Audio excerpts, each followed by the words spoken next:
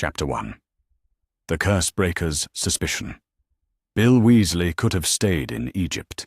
It would have been temptingly easy to ignore Dumbledore's summons, to remain among the ancient tombs where the only dark magic he encountered was safely dead and buried.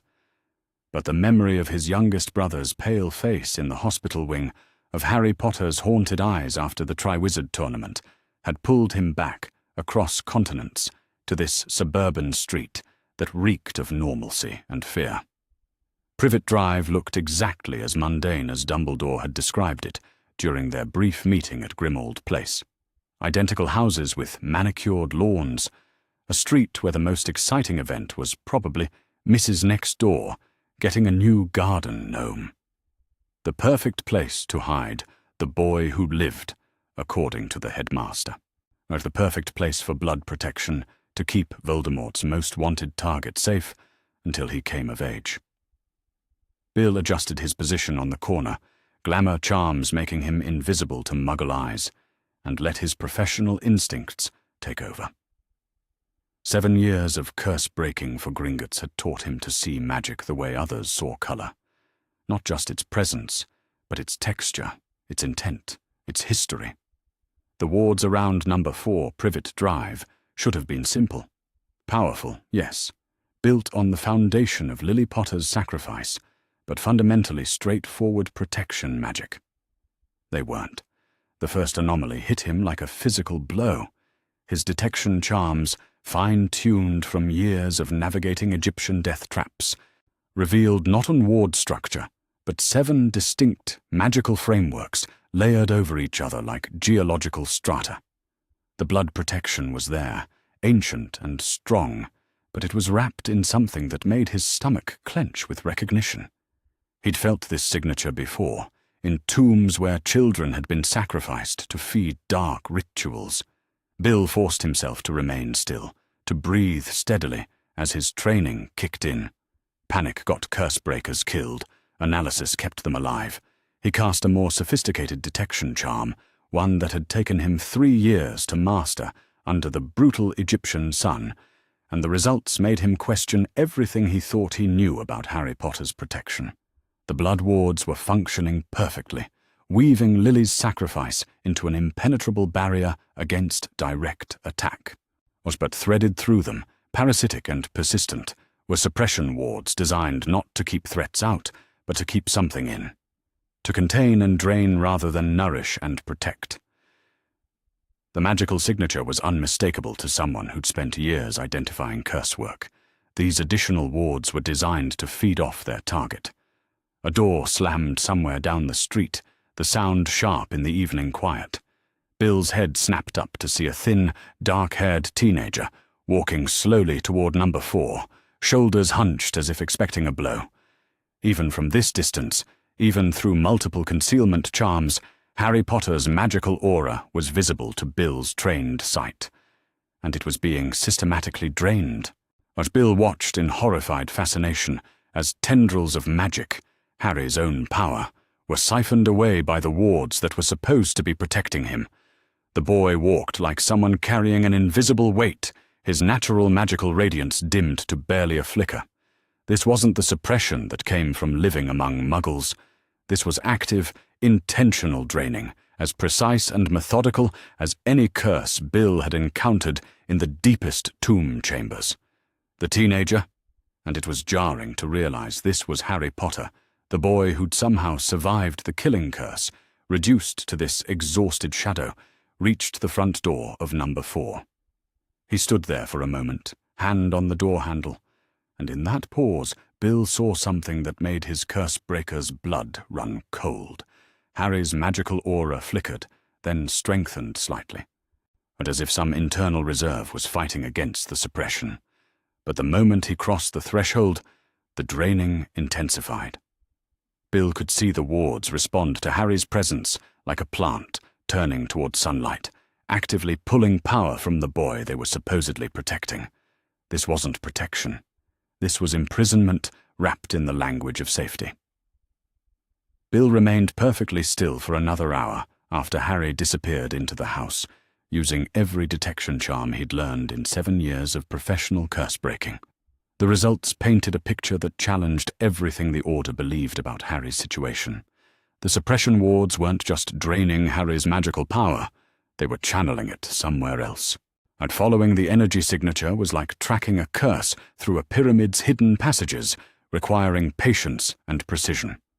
The trail led not to some distant dark wizard, but to a monitoring station that had been established somewhere in magical London. Someone was not only weakening Harry Potter systematically, but studying every fluctuation in his power, every emotional peak and valley, every sign of magical development. And given the ward signatures Bill recognized from his time working with the more secretive branches of Gringotts' security division, there was only one wizard in Britain with both the skill and the access necessary to create such an elaborate monitoring and suppression system: Albus Dumbledore. Bill finally allowed himself to move, stepping back from his observation point with the careful precision of someone who had just discovered that the ancient protective idol he'd been hired to retrieve was actually a trap designed to kill whoever touched it. The blood protection wards were real. Lily Potter's sacrifice had indeed created a powerful shield around her son, but they had been corrupted, modified, turned into something that protected Harry from external threats while systematically weakening him from within. The implications made Bill feel sick. How long had this been going on? Since Harry was placed with the Dursleys as a baby? Had 15 years of Harry Potter's life been shaped not just by his relatives' cruelty, but by magical suppression designed to keep him controllable? As Bill prepared to leave Privet Drive, while making sure his concealment charms would hide any trace of his investigation, one final detail caught his attention. Built into the deepest layer of the ward structure, so subtle that only someone with his particular expertise would notice it, was a failsafe. If Harry ever tried to leave permanently, if he ever attempted to break free from his designated protection, the suppression wards would activate fully. They would drain him completely. Bill had seen similar failsafes in Egyptian tombs, designed to kill anyone who tried to escape with treasure they weren't meant to possess. The parallel was unmistakable, and it told him everything he needed to know about how Albus Dumbledore really viewed the boy who lived. Not as a person to be protected, but as a weapon to be controlled. To Chapter 2. Breaking the First Barriers. Bill returned to Privet Drive before dawn, when the suburban street lay shrouded in that peculiar stillness that preceded the Muggle rush to their daily routines. This time he came prepared with tools that most wizards had never heard of, instruments of analysis that Gringotts reserved for their most dangerous archaeological expeditions.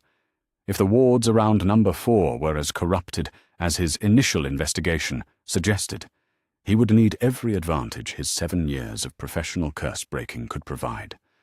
The Revealer's Glass, a crystalline device that had cost him 3 months' salary and nearly gotten him killed in a collapsing pyramid, showed him the true structure of what Dumbledore had built around Harry Potter. What Bill saw made his hands shake with barely controlled rage. The suppression wards weren't just dampening Harry's magical development, they were actively preventing it. Layer upon layer of binding magic, each one crafted with the precision of a master artificer, worked together to keep Harry's magical core at roughly 60% of its natural capacity. But that wasn't the worst part. The worst part was how old some of these binding layers were. The deepest suppression ward bore a magical signature that dated back 15 years. Someone had been systematically weakening Harry Potter since he was barely more than a toddler. Bill forced himself to work methodically, using techniques he'd learned while dismantling traps that had killed dozens of tomb raiders over the centuries. Each ward layer required a different approach, a different combination of counter-curses and magical pressure points. But the work was exhausting and dangerous. One wrong move could trigger a cascade failure that would either kill him instantly or alert every monitoring charm in the structure. It took him 4 hours to safely probe past the outer defenses, and what he found there made him understand why Dumbledore had been so confident about keeping Harry safe and controllable. Compulsion charms, dozens of them, woven so subtly into the protection matrix that even most curse breakers would have missed their signatures. These weren't the crude, imperious-style commands that left obvious traces. These were behavioral modifications designed to work over years, reinforcing patterns of thought and response until they became as natural as breathing. The compulsions were elegant and horrifying in their sophistication. Commands to trust authority figures without question. Impulses to place others' welfare above his own, even to the point of self-destruction. Conditioning to accept blame for circumstances beyond his control.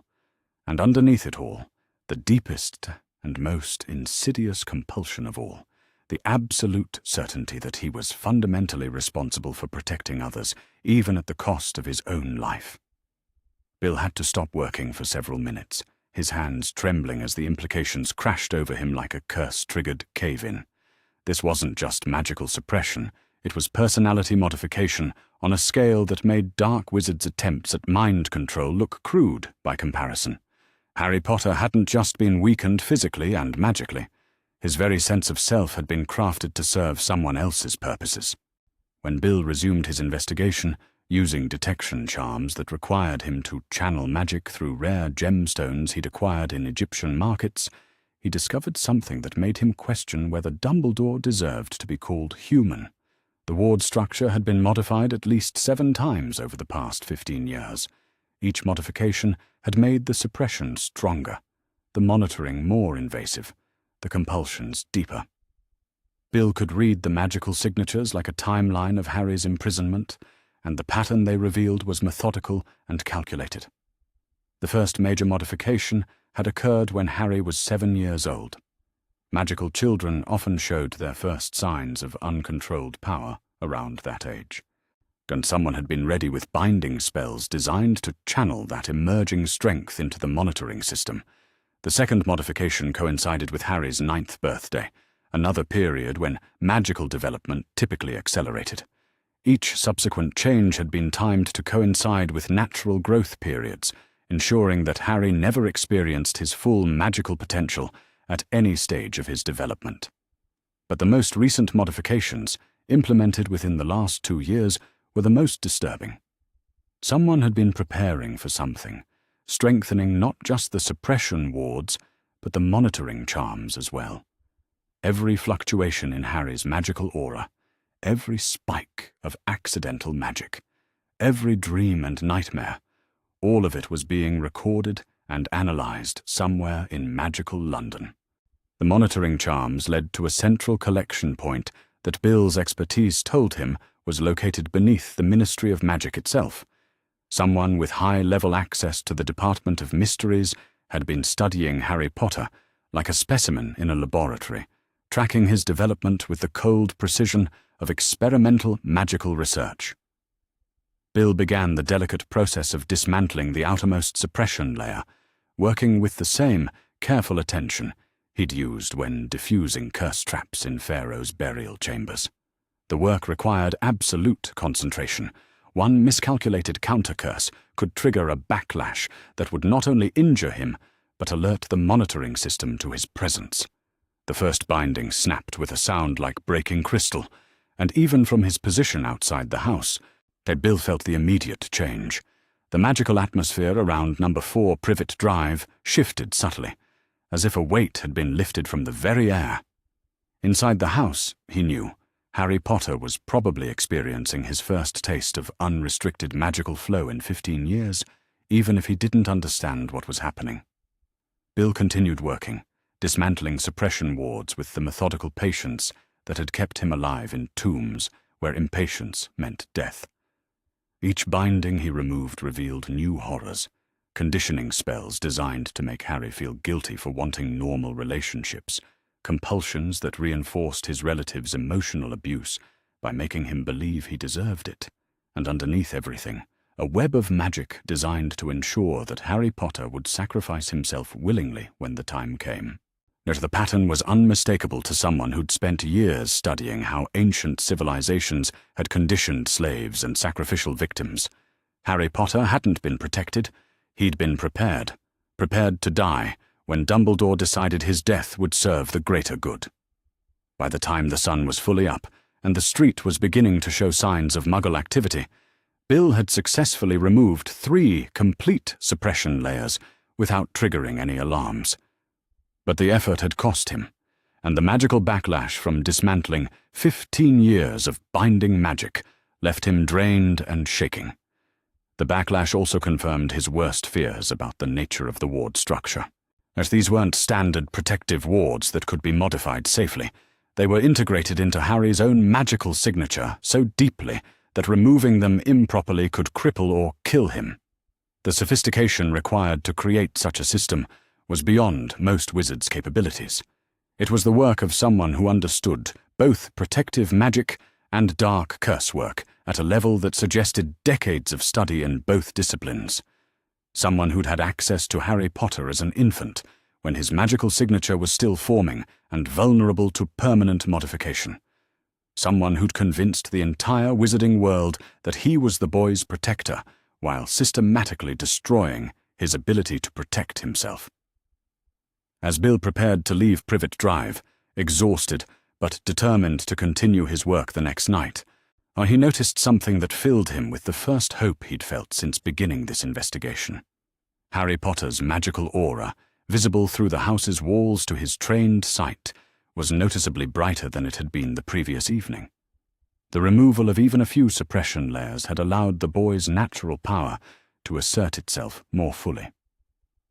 For the first time in his life, Harry Potter was beginning to experience what it felt like to have unrestricted access to his own magical strength, and if Bill's calculations were correct, what he was feeling now was still only about 70% of his true capacity. The implications were staggering. If Harry Potter had been deliberately weakened to this degree, if his magical development had been stunted so systematically, then everything the wizarding world believed about the boy who lived was based on a lie.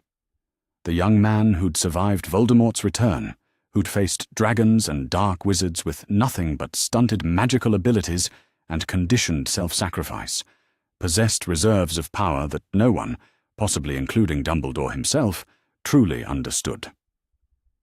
Bill gathered his tools and prepared to return to his flat in London, already planning his next night's work. He had 13 more suppression layers to dismantle, each one more dangerous and complex than the last. The work would take weeks, possibly months, and discovery by Dumbledore's monitoring charms became more likely with each ward he removed. But as he walked away from Privet Drive, feeling the magical aftershocks of his interference rippling through the air like heat waves, as Bill knew that nothing would stop him from completing this task, Harry Potter deserved to know what had been stolen from him. More than that, he deserved the chance to reclaim it. And when Bill was finished, when every suppression ward and compulsion charm had been stripped away, the wizarding world would finally see what Harry Potter was truly capable of becoming. Chapter 3. The Horcrux Connection. On his third night at Privet Drive, Bill discovered something that made him understand why Dumbledore had been so certain Harry Potter would eventually sacrifice himself willingly. Hidden within the deepest layer of the ward structure, protected by curses that would have killed any wizard without his specific training, was a feeding mechanism so sophisticated and horrifying that it challenged everything Bill thought he knew about the boundaries of magical ethics. The detection came by accident. Bill had been using a soul glass mirror, a device so rare and dangerous that Gringotts restricted its use to senior curse breakers investigating the most corrupted tomb chambers. The mirror was designed to reveal spiritual contamination in ancient artifacts, the kind of dark magic that Egyptian priest-kings had used to bind their essence to physical objects for eternity. Bill had never expected to need it in suburban Surrey. The reflection that stared back at him from the mirror's obsidian surface made his blood turn to ice. Harry Potter wasn't just magically suppressed. He was carrying a fragment of another person's soul, was embedded in his scar like a parasite feeding on a host, and the wards that everyone believed were protecting him had been specifically designed to nourish and stabilize that foreign soul while systematically draining Harry's own magical essence to feed it. Bill's hands shook as he adjusted the mirror's focus, using techniques he'd learned while examining cursed pharaoh masks that had driven their previous owners insane. The soul fragment was ancient, twisted with malevolence that radiated through the magical spectrum like infected darkness. But what made Bill's curse-breaker instincts scream with recognition was how perfectly integrated it was with the ward structure around number 4 Privet Drive. This wasn't an accidental magical contamination. This was intentional soul binding, and performed with a level of precision that suggested years of preparation and study. Someone had known about the soul fragment from the beginning and had built an entire magical ecosystem around it, designed to keep it stable and growing while preventing its host from becoming powerful enough to reject it. The feeding mechanism was a masterwork of dark enchantment that made the curse traps in Egyptian burial chambers look primitive by comparison. Every suppression ward that weakened Harry's magical development simultaneously channeled that stolen power to the soul fragment. Every compulsion charm that reinforced his psychological conditioning made the foreign soul's influence stronger. The entire system was designed to gradually replace Harry Potter's natural magical signature with something else, something darker and infinitely more malleable. Bill forced himself to continue his analysis, using detection spells that required him to channel magic through crystal formations he'd acquired from tombs where ancient sorcerers had performed similar soul-binding rituals. What he discovered made him understand the true scope of Dumbledore's manipulation with a clarity that left him gasping. The blood magic that formed the foundation of Harry's protection had been corrupted from the moment it was established. Lily Potter's sacrifice had indeed created a powerful shield around her son, but that shield had been perverted into something that served a dual purpose. It kept external threats away from Harry, while simultaneously ensuring that the soul fragment within him would never be detected or challenged by his natural magical defenses. The ritual scarring was subtle, but unmistakable to someone who'd spent years studying how ancient civilizations had prepared sacrifice victims. The property at number 4 Privet Drive had been used for blood magic ceremonies at least once a year since Harry's placement there as an infant. The magical signatures were layered into the very foundation of the house, invisible to casual observation, but blazingly obvious to anyone with Bill's expertise in curse detection. Someone had been performing renewal rituals to strengthen the soul fragment's hold on Harry, using the boy's own blood and the residual power of his mother's sacrifice to bind the foreign essence deeper into his magical core. The Dursleys' cruelty hadn't been an unfortunate side effect of Harry's placement. It had been deliberately encouraged through subtle compulsion magic, designed to keep Harry emotionally vulnerable and magically unstable. Every moment of isolation, every beating, every night locked in a cupboard had been feeding the soul fragment's integration with Harry's natural magical signature. Bill discovered evidence of the most recent ritual, performed sometime within the past year. The magical residue was still fresh enough for him to analyze its components, and what he found made him understand why Dumbledore had been so confident about Harry's eventual cooperation with whatever plan required the boy's death. The ritual hadn't just strengthened the soul fragment, it had begun the process of making it the dominant magical signature. In another few years, possibly less, Harry Potter's own magical essence would be completely overwhelmed. The boy who survived would have Harry's memories, Harry's face, Harry's relationships, but his magical core would belong entirely to someone else. To whoever had created the soul fragment in the first place.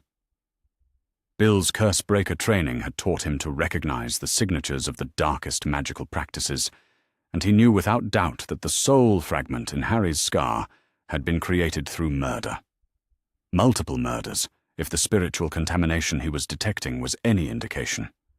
Someone had torn their soul apart through acts of calculated evil, and one piece of that shattered essence had been bound to Harry Potter since he was barely more than a baby. But the implications crashed over Bill like a curse-triggered avalanche. If Harry was carrying part of someone's soul, if that someone was still alive elsewhere, then killing Harry wouldn't just be murder, it would be completing a dark magical working that had been 15 years in the making. The soul fragment would return to its creator, strengthened by years of feeding on Harry's natural power, and carrying with it every magical technique, every protective charm, every piece of strategic knowledge that Harry had acquired. Dumbledore wasn't just planning to sacrifice Harry Potter. He was planning to hand-deliver to Harry's enemy a weapon that had been crafted from the boy's own life force and magical development. Bill spent the rest of the night creating detailed magical recordings of everything he'd discovered, using preservation spells that would maintain the evidence even if the original ward structure was destroyed. The work required him to channel magic through rare gems and precious metals, materials that could hold complex magical signatures without degradation. By dawn, he had created a complete archive of 15 years' worth of systematic magical abuse, ritual sacrifice preparation, and soul fragment cultivation. The final piece of evidence was the most damning. Hidden within the ward structure's deepest layer, protected by curses that would have killed anyone without extensive experience in curse breaking, was a trigger mechanism. When activated, it would flood Harry's system with the full power of the soul fragment, overwhelming his natural magical signature completely and permanently. The trigger was designed to respond to a specific magical phrase, a phrase that Bill recognized from his studies of ancient Egyptian death magic. It was a command to surrender the soul willingly. As Bill prepared to leave Privet Drive, his tools and evidence carefully concealed in Cursebreaker's kit that would be invisible to most magical detection, he realized that his investigation had moved beyond simple ward analysis. He wasn't just documenting magical suppression anymore. He was documenting the systematic preparation of a human sacrifice to feed one of the darkest magical workings he'd ever encountered. Harry Potter wasn't being protected at Privet Drive. He was being ripened like fruit for harvest, his magical core carefully cultivated, and his psychological conditioning precisely tuned to ensure that when the time came, he would cooperate with his own spiritual destruction. And the man responsible for orchestrating 15 years of magical and emotional abuse was the same man the entire wizarding world trusted to keep Harry safe. Bill walked away from Privet Drive with the weight of terrible knowledge settling on his shoulders like a cursed trap's final mechanism, clicking into place. He had enough evidence to destroy Albus Dumbledore's reputation completely, enough proof of systematic child abuse to see the man imprisoned for life. But he also knew that confronting Dumbledore directly would likely result in Harry's immediate death. The trigger mechanism Bill had discovered could be activated from anywhere in magical Britain, and there was nothing to stop Dumbledore from using it if he felt threatened. Or the only way to save Harry Potter was to remove him from Dumbledore's reach entirely, to break the ward structure that was slowly converting him into someone else's weapon, and to do it all without alerting the most powerful wizard in Britain to what was happening. Bill had spent 7 years dismantling the most dangerous magical traps ever created. But nothing in the tombs of Egypt had prepared him for this, a trap that used a child's entire life as bait, and the man everyone trusted most as its architect. Chapter 4. Family Loyalty. Bill apparated directly into the kitchen at the Burrow, his Cursebreaker's kit still humming with residual magic from the evidence preservation spells he'd cast at Privet Drive. The familiar warmth of home, the lingering scent of his mother's cooking, or the comfortable chaos of a house filled with love, felt like a mockery after what he'd discovered about Harry Potter's imprisonment. Arthur looked up from the Daily Prophet, concern immediately creasing his features. "Bill, what are you doing here? I thought you were supposed to be on surveillance duty tonight." "I was." Bill set his kit down carefully, each piece of equipment worth more than most wizards earned in a year. "Dad, I need you to activate every privacy ward we have in this house. What I'm about to tell you, if the wrong people overhear it, Harry Potter will die." The transformation in Arthur's demeanor was immediate. The mild-mannered ministry employee disappeared, replaced by the Order member who'd fought in the First War against Voldemort. "Molly," he called, his voice carrying the sharp edge of command that his children rarely heard. "Come down here. Now." Molly appeared at the foot of the stairs, wiping her hands on her apron. but her maternal instincts were already alert to crisis. "What's happened?" "Bill, you look dreadful. Sit down, let me get you some tea." "Mum, no." Bill's voice was gentler but no less urgent. "I need you both to sit down and listen to me. Everything we've been told about Harry's protection at Privet Drive is a lie. A deliberate, calculated lie that's been used to cover up 15 years of systematic magical abuse." The silence that followed was broken only by the soft tick of the kitchen clock and the distant sound of Ron and Ginny arguing upstairs about Quidditch tactics. Arthur and Molly exchanged a look that held 23 years of marriage, as a wordless communication that ended with both of them taking seats at the kitchen table. "Show us," Arthur said simply. Bill activated his soul glass mirror with hands that were steadier than they'd been at Privet Drive, professional competence overriding personal horror. The reflection that appeared in its obsidian surface made Molly gasp, and Arthur reach instinctively for his wand. "That's Harry's magical signature," Bill explained, his voice taking on the clipped precision he used when briefing Gringotts security teams. "The bright core, you see, is his natural magical strength, what's left of it after 15 years of suppression.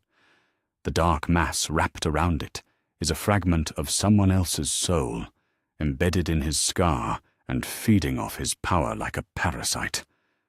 Molly's face went white. That's impossible. What Dumbledore said, "Dumbledore has been systematically weakening Harry since he was placed with the Dursleys as an infant." Bill's words cut through his mother's protest like a curse-breaker's blade through ancient stone. "The protection wards at Privet Drive aren't just keeping threats away. They're designed to suppress Harry's magical development while strengthening whatever's been implanted in his scar." Arthur leaned forward, his ministry training taking over. "What kind of magical signature are we looking at? What classification of dark magic?" "Soul binding. Multiple murders were committed to create whatever's in Harry's scar." Bill adjusted the mirror's focus, revealing layers of magical corruption that made both his parents flinch. Someone tore their soul apart through acts of calculated evil. And one piece of it has been growing inside Harry Potter for 15 years. The wards aren't protecting him. They're cultivating him as a host for someone else's spiritual essence. The kitchen door burst open as Charlie came through the flue, soot-stained from his urgent journey from Romania. "I got your owl. What's this about Harry being in immediate danger?" He stopped short at the sight of his parents' stricken faces and the dark magic reflected in Bill's mirror. "Bloody hell!" "Charlie," Arthur's voice was carefully controlled. "How quickly can you get back to Romania and arrange for emergency sanctuary? If what Bill's discovered is accurate, we may need to remove Harry from Britain entirely." "Dad." Molly's voice was small, fragile in a way that reminded Bill of how she'd sounded the night Percy had walked out. "Are you saying that Dumbledore, that he's been deliberately hurting Harry? All these years?"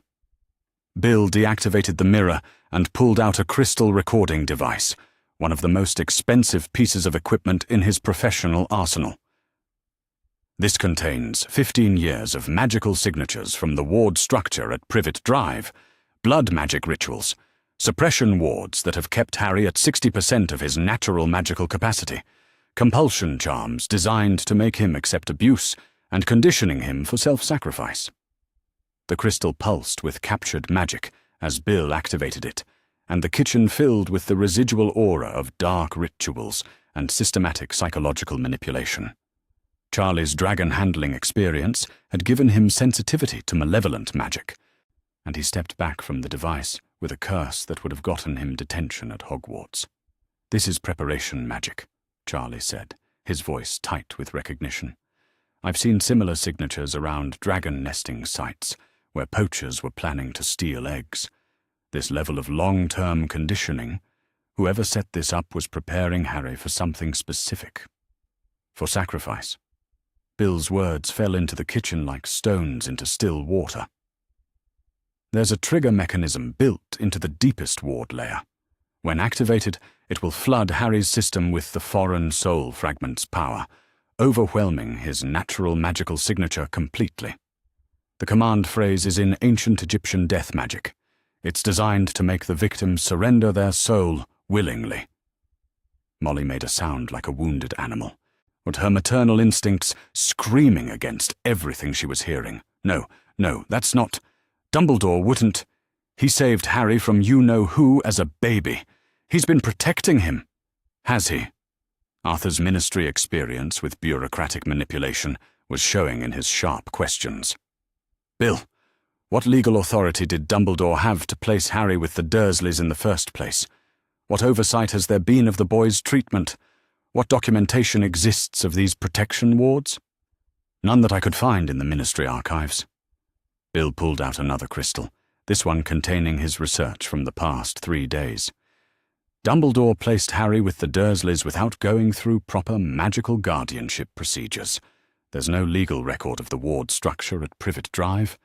No ministry oversight of Harry's welfare. Nothing.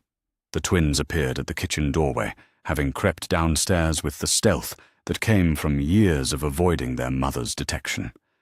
Fred and George exchanged one of their wordless communications before Fred spoke up.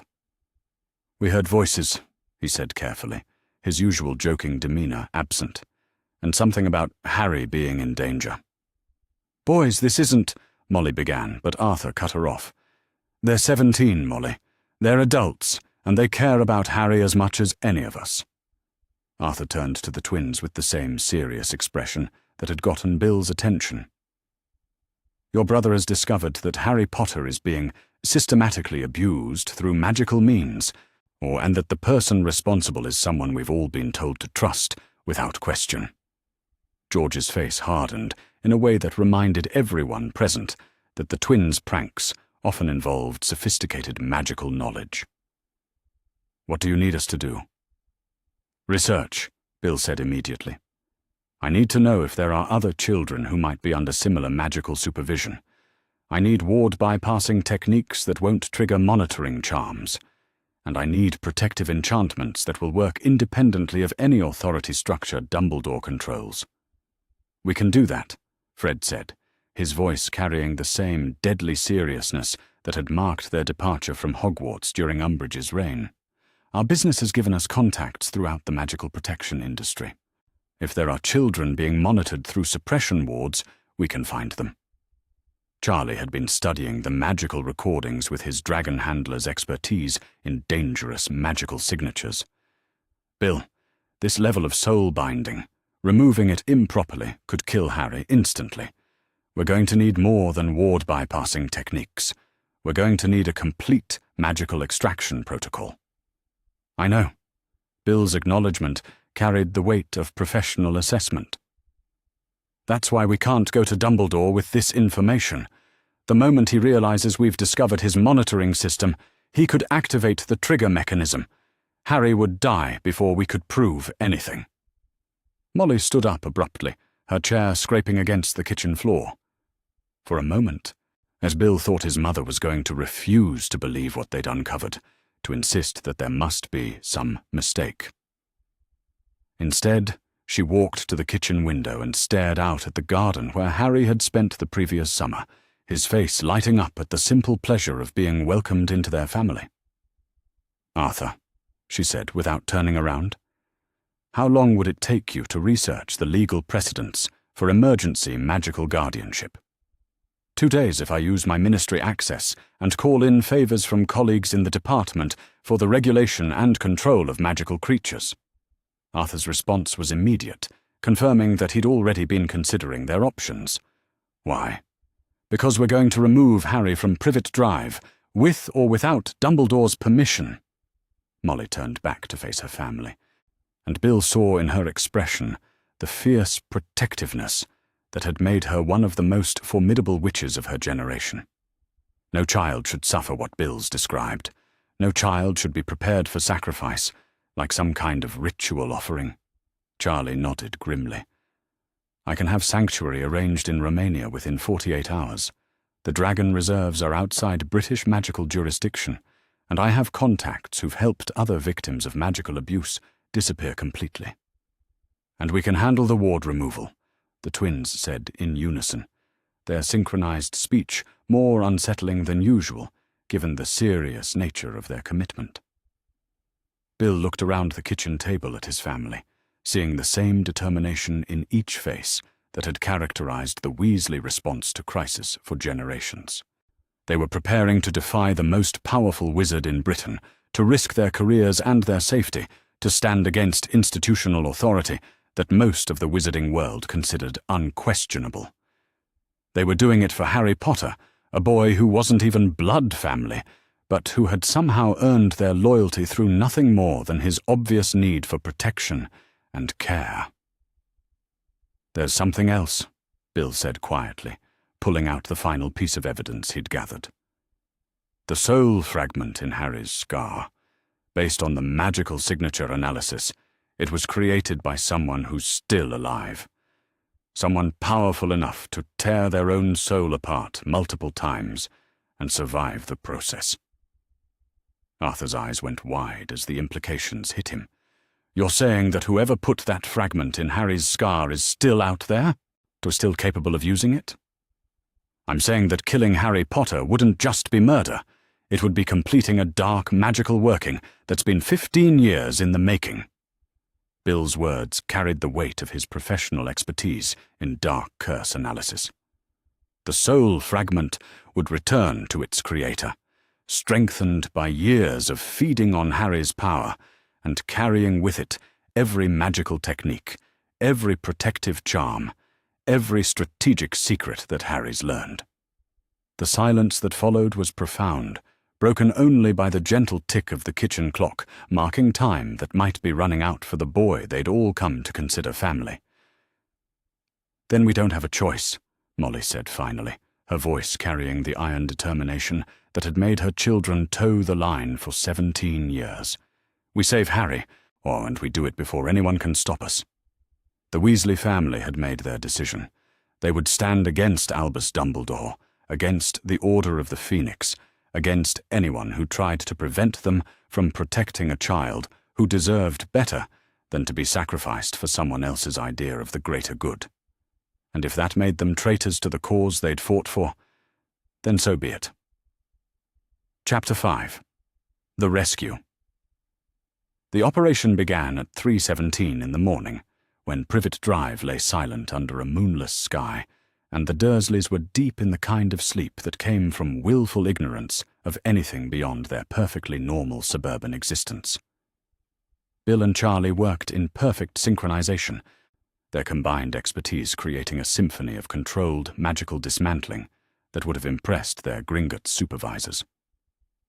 Charlie's dragon-handling experience had taught him to work with volatile magical signatures without triggering explosive reactions, while Bill's 7 years of Egyptian curse-breaking provided the precision necessary to dismantle 15 years of layered ward work without killing their target.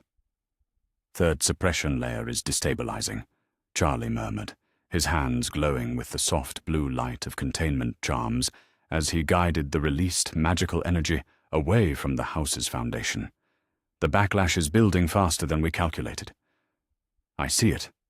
Bill's response was clipped, professional, his attention focused on the crystalline detection device that showed him the ward structure's collapse in real time. "Harry's magical signature is fighting back. His natural power is trying to reassert itself faster than the suppression wards can compensate." Inside number 4, Privet Drive, Harry Potter was experiencing something he'd never felt before in his 15 years of life, the gradual awakening of his true magical potential. What began as strange dreams filled with warmth and light was evolving into physical sensations that made his scar tingle and his fingertips spark with uncontrolled energy. He sat up in his small bedroom, pressing his palm against the window glass, and watched in fascination as frost patterns spread from his touch despite the warm summer night. Their magic had never felt like this before, not controlled or careful or hidden, but wild and joyous and completely his own. Arthur materialized at the corner of Privet Drive under the strongest disillusionment charms the Ministry arsenal could provide, his official badge gleaming with authority that few wizards would dare to challenge. In his briefcase were legal documents that represented 3 days of favors called in, regulations researched, and precedents established. The paperwork that would make Harry Potter's removal from Dursley custody not just legal, but mandatory under wizard child protection laws that predated Dumbledore's authority by centuries. The twins had positioned themselves at strategic points around the neighborhood, their joke shop expertise repurposed into serious magical surveillance and counter-detection. Fred monitored the broader magical environment for signs of order response, while George maintained the network of confusion charms that would make any Muggle observations slide away from consciousness like water off glass. Movement from Grimmauld Place. Fred's voice crackled through the communication charms that connected the operation. Someone just activated the emergency flu network. How long? Bill asked, not pausing in his delicate work of extracting the deepest ward layers without triggering the soul fragment's defensive mechanisms. 20 minutes, maybe 25, if they're being cautious about detection, George replied. But Bill, there's something else. The magical signature coming from number 4 is starting to light up like a beacon. Whatever you're doing is working. Harry's power levels are spiking beyond anything I've ever seen. Molly stood in the kitchen of the burrow, her hand steady as she layered protective enchantments that would welcome Harry Potter without attempting to control or suppress him. These weren't the standard wards that most magical families used. These were protection spells designed around the principle that a child's magical development was sacred, inviolate, to be nurtured rather than contained. The work required her to channel magic through rare components that Arthur had procured from his ministry contacts: phoenix feathers that carried the essence of willing sacrifice, unicorn hair given freely rather than taken by force, and dragon heartstring that pulsed with the fierce protectiveness that characterized the most ancient magical bonds. Molly, Arthur's voice reached her through the communication charm, tight with urgency. We're ready for extraction. Harry's awake and aware, but he's still confused about what's happening. Are the sanctuary wards complete? Finished, Molly replied, feeling the warm pulse of magic that confirmed her work. The burrow is ready to receive him safely. No suppression, no monitoring, no control beyond what any child needs to feel safe and protected. Charlie's hands were glowing with dragonfire essence as he guided the final ward collapse, ensuring that the enormous release of suppressed magical energy wouldn't destroy half of Surrey. Bill, the soul fragment. It's reacting to Harry's power increase. The binding is destabilizing. I know. That's why we have to do this now, before it can adapt. Bill's voice carried the weight of professional assessment, balanced on a knife's edge. Harry's magical core is strong enough to reject the foreign essence, but only if we remove the suppression completely. If we leave it partially bound. The fragment could reassert control with his power boosted, Charlie finished grimly. How long? 60 seconds. Arthur knocked on the front door of number 4 Privet Drive with the measured authority of someone who represented the full power of the Ministry of Magic. When Vernon Dursley appeared, purple-faced and bellowing about the ungodly hour, Arthur simply presented his credentials and the legal documentation that made resistance impossible. Emergency Protective Custody Order, issued under the Magical Children Protection Act of 1743, Arthur said calmly, his voice carrying the weight of absolute legal authority. Harry Potter is being removed from this residence immediately for his own safety. Any attempt to interfere will result in criminal charges. Vernon's protests died in his throat as the implications registered. The freak was being taken away. Finally. Harry was already dressed and waiting at the top of the stairs, his magical senses alert to the extraordinary activity happening around Privet Drive, even if he didn't understand its nature. When he saw Arthur's familiar face, relief flooded through him so powerfully that the light bulbs in the hallway flickered and brightened. "Mr. Weasley, what's happening? Is everyone all right?" "Everyone's fine, Harry," Arthur said gently, stepping past Vernon's frozen form to reach the stairs. But we need to get you out of here right now. There are some things we've discovered about your living situation that, well, we'll explain everything once you're safe." Harry nodded without question, his trust in the Weasley family absolute after years of experiencing their unconditional acceptance. He grabbed his trunk and Hedwig's cage, then paused as another wave of unfamiliar magical energy coursed through him, stronger than anything he'd ever experienced. "Mr. Weasley, something's different," Harry said, quietly, flexing his fingers and watching sparks dance between them. "My magic feels bigger, stronger." "That's because it is," Arthur replied, guiding Harry toward the front door. "You'll understand everything soon, I promise." The moment Harry crossed the threshold of number 4 Privet Drive, the last suppression ward collapsed, with a sound like shattering crystal, as Bill felt the magical shockwave ripple through the detection equipment, and for the first time in 3 days of painstaking ward analysis, he smiled. Harry Potter was free. The change in Harry was immediately visible to anyone with magical sight. His natural aura, suppressed for 15 years to barely a flicker, blazed with power that made the air around him shimmer like heat waves. Magic flowed through him like a river finally released from a dam, wild and joyous and completely uncontrolled. "Oh," Harry whispered, stopping in the middle of the street as the full impact of unrestricted magical access hit him. Every spell he'd ever struggled with, every piece of magic that had required enormous effort and concentration, suddenly felt effortless. What the magical world wasn't just something he could participate in. It was something that sang in his bones, that responded to his will like an extension of his own body. Charlie materialized next to them, his dragon handler's expertise immediately recognizing the signs of magical awakening in someone whose power had been artificially constrained. "Harry, I need you to focus on my voice," he said calmly, the same tone he used with newly hatched dragons experiencing their first flight. "Your magic is readjusting to its natural levels. It's going to feel overwhelming for a few minutes, but you're safe." "Safe," Harry repeated, the word carrying weight it had never held before. "Am I really safe?" "Safer than you've ever been," Bill said, as appearing beside his brother with the satisfied expression of someone who'd just completed the most important curse-breaking operation of his career. "The wards that have been suppressing your magic since you were a baby are gone, Harry. All of them." Harry's eyes went wide as the implications hit him. "Since I was a baby?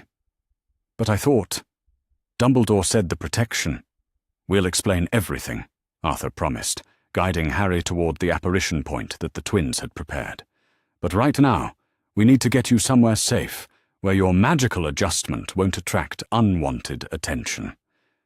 The apparition to the burrow was unlike any magical transportation Harry had ever experienced. Instead of the usual uncomfortable squeezing sensation, he felt as though he were flying, his unrestricted magical core resonating with the transportation magic in perfect harmony. They materialized in the burrow's kitchen, where Molly was waiting with the fierce protectiveness that had characterized her response to every threat her children had ever faced.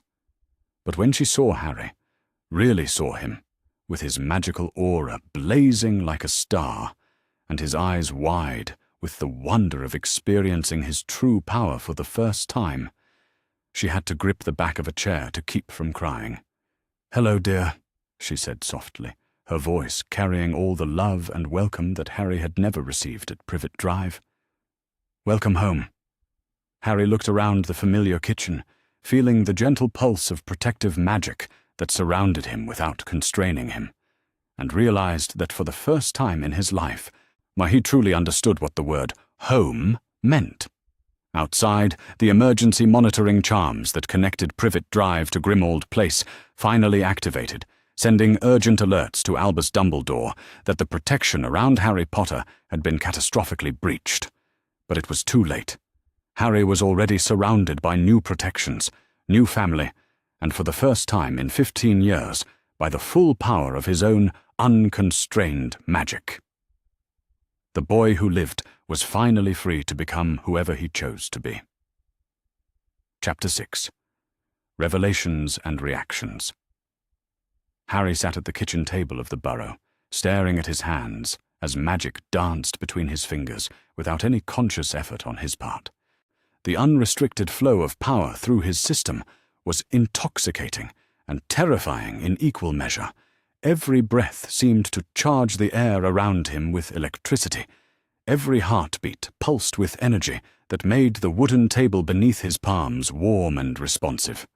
"This is what you've always been capable of," Bill said quietly, settling into the chair across from Harry with his Cursebreaker's kit, still humming with residual magic from the ward removal. "This is your natural magical strength, Harry. What you've been experiencing your entire life was maybe 60% of your actual capacity." Harry looked up, his green eyes blazing with power that made the kitchen's magical atmosphere shimmer. 60%? But how is that possible? I thought. Or Dumbledore said the protection at Privet Drive was to keep me safe from Voldemort. Are you telling me it was actually making me weaker? Not just weaker, Charlie interjected, his dragon handler's expertise allowing him to monitor Harry's magical fluctuations without being overwhelmed by their intensity. Controlled. The suppression wards weren't just dampening your power, they were conditioning your magical development to serve someone else's purposes. Molly placed a cup of tea in front of Harry, her maternal instincts focused on the physical symptoms of magical adjustment that were making the boy tremble, despite the power radiating from him. "Drink this, dear. Your body needs time to adapt to unrestricted magical flow. You might feel dizzy or nauseous for a while." Harry accepted the tea gratefully, but his attention remained fixed on Bill's grim expression. "What aren't you telling me? There's something else, isn't there? Something worse than just suppression." Bill exchanged a look with his father, a wordless communication that ended with Arthur nodding grimly. "Harry, what I'm about to show you is going to be difficult to understand, and even harder to accept. But you deserve to know the truth about what's been done to you." The soul glass mirror materialized in Bill's hands, its obsidian surface reflecting not Harry's physical appearance, but his magical signature. What Harry saw in that reflection made him push back from the table so violently that his chair toppled over. "What is that?" Harry whispered, staring at the dark mass wrapped around his bright magical core like a parasite. "What's wrong with me?" "There's nothing wrong with you," Bill said firmly, his voice carrying the authority of 7 years' experience in dark magic analysis. "But there's something in your scar that doesn't belong there. A fragment of someone else's soul embedded through dark magic and feeding off your power for 15 years. Harry's hand went instinctively to his scar, fingers tracing the lightning bolt shape that had defined his identity since childhood. Someone else's soul? But how? Who would do something like that? "Whoever tried to kill you when you were a baby," Charlie answered, his experience with volatile magical signatures telling him that Harry's power levels were spiking dangerously as his emotions intensified.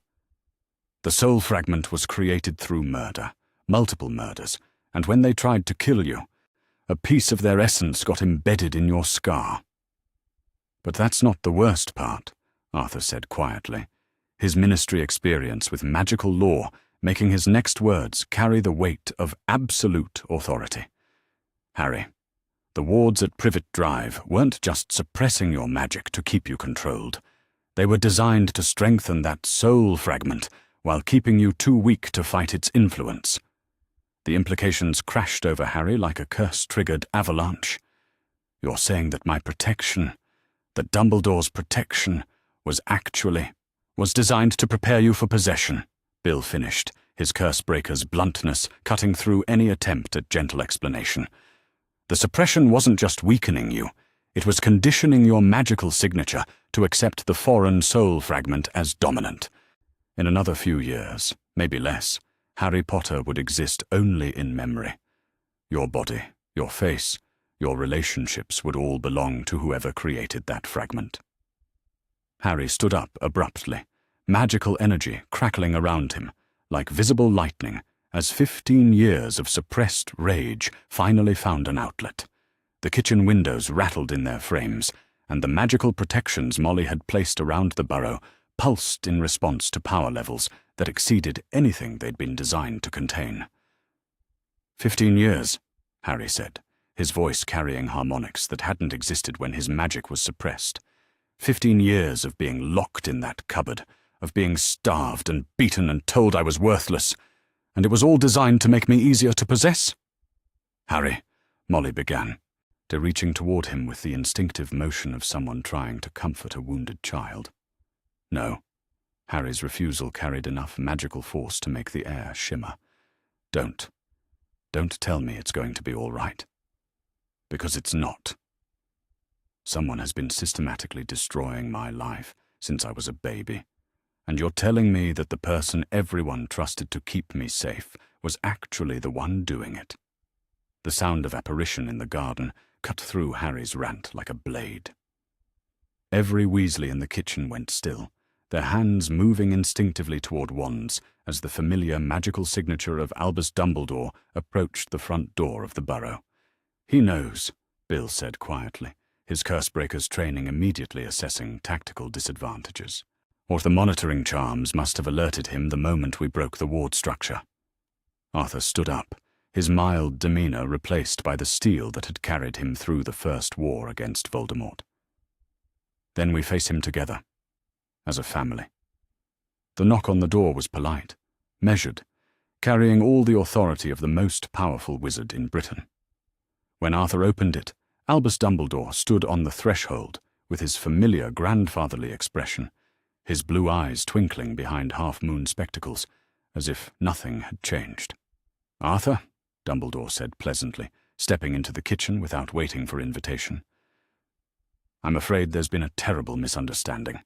Harry needs to return to Privet Drive immediately for his own safety." "Does he?"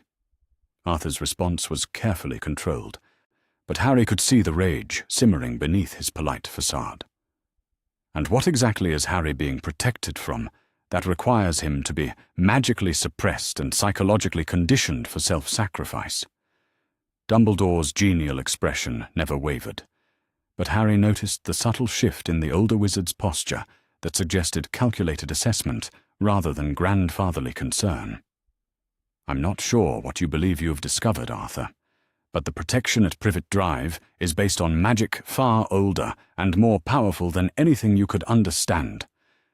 Blood protection, based on Lily Potter's sacrifice," Bill interrupted, his voice carrying the cold precision of professional expertise. "I understand it perfectly, Professor. What I don't understand is why you corrupted it with soul-binding rituals and suppression wards designed to weaken Harry while strengthening whatever you embedded in his scar." The silence that followed was profound, broken only by the soft tick of the kitchen clock and the dangerous hum of Harry's unrestricted magical aura responding to his emotional state. "Ah," Dumbledore said finally, his twinkling eyes focusing on Bill with the kind of attention usually reserved for particularly interesting experimental subjects. "You've been more thorough in your investigation than I anticipated. Yes, the protection required certain modifications to ensure its effectiveness." "Modifications?" Molly's voice cracked like a whip, her maternal fury finally finding its target. "You call systematically abusing a child for 15 years a modification?" "I call it necessary," Dumbledore replied, and for the first time, his grandfatherly mask slipped enough to reveal the cold calculation beneath. "Harry carries a piece of Voldemort's soul in his scar, a connection that must be carefully managed until the time comes for its removal. The suppression wards were designed to keep that connection stable, while preventing Harry from becoming powerful enough to resist what must eventually happen." Harry felt something inside him break at the casual admission, not the fragile hope he'd nursed that this was all some terrible mistake, but the last vestiges of trust in the man he'd been taught to revere. "What must eventually happen?" Harry asked, his voice deadly quiet. Dumbledore turned to face him, and Harry saw in those ancient blue eyes the same cold assessment he'd seen in Voldemort's scarlet ones. "You must die, Harry. When the time is right, you must die willingly, allowing Voldemort to kill you and destroy the soul fragment in the process. Everything, your placement with the Dursleys, your magical suppression, your conditioning for self-sacrifice, has been designed to ensure that when that moment comes, you will cooperate." The kitchen exploded with Harry's rage, every piece of glass shattering simultaneously, every wooden surface groaning under the pressure of magical energy that had been artificially constrained for 15 years and was now expressing itself with the fury of a caged animal finally released. "You bastard," Harry whispered, and his words carried enough magical force to make Dumbledore step backward. "You absolute bastard. You didn't save me from Voldemort. You've been preparing me to be his perfect victim." "For the greater good," Dumbledore said, raising his own wand as Harry's power levels reached dangerous extremes. "One life, Harry, to save thousands. Surely you can understand." "I understand that you're exactly like him," Harry interrupted, his magic now visible as spirals of silver light that made the air itself burn with possibility. "You both see people as tools to be used and discarded. You both think you have the right to decide who lives and dies. The only difference is that you've convinced everyone you're the hero." Arthur stepped between Harry and Dumbledore, his wand raised but his voice calm. "You need to leave, Professor. Now." "Arthur, surely you understand." "I understand that you've admitted to systematically abusing a child in my kitchen," Arthur said, his ministry training in magical law giving his words the weight of absolute authority. "I understand that you've just confessed to preparing that child for murder, and I understand that if you don't leave my home immediately, I will have you arrested for violations of the Magical Children Protection Act that carry a life sentence in Azkaban." Dumbledore looked around the kitchen, taking in the unified hostility of the Weasley family and the dangerous power radiating from Harry like heat from a forge. "You're making a grave mistake," he said finally. "Without the protection at Privet Drive, Voldemort will be able to track Harry anywhere he goes." "Then we'll face that when it comes," Molly said, she moving to stand beside her husband. "What we won't do is hand a child back to someone who's admitted to preparing him for sacrifice." "This isn't over," Dumbledore warned, his grandfatherly facade completely abandoned now. "Harry will return to where he belongs, one way or another." "No," Harry said, his voice carrying harmonics of power that made the very air ring like struck crystal. "I won't. I'm not your weapon, Professor.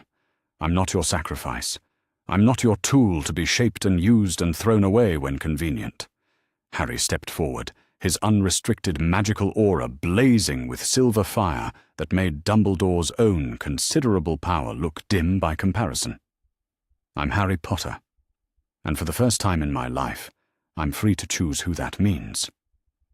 Dumbledore apparated away without another word, leaving behind only the acrid smell of displaced magic and the profound silence of a family that had just declared war on the most powerful wizard in Britain. "Well," Arthur said finally, his voice carrying a note of grim satisfaction, "I suppose we're committed now." Harry looked around the kitchen at the faces of the people who had risked everything to save him, and for the first time since learning the truth about his manipulation, he smiled. "Good," he said, his magic finally settling into a steady, controlled flame that warmed rather than burned. "I'm tired of being committed to other people's plans for my life." Chapter 7. The Headmaster's Gambit.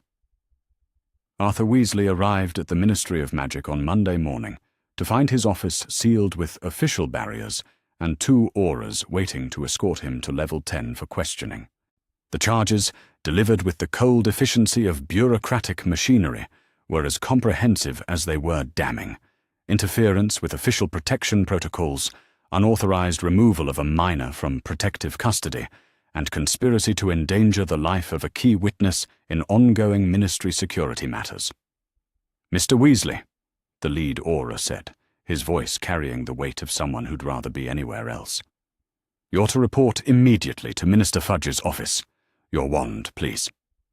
Arthur surrendered his wand with the calm resignation of someone who'd expected this exact scenario. As he was escorted through the ministry's corridors, he noticed the pointed stairs and whispered conversations that followed his progress.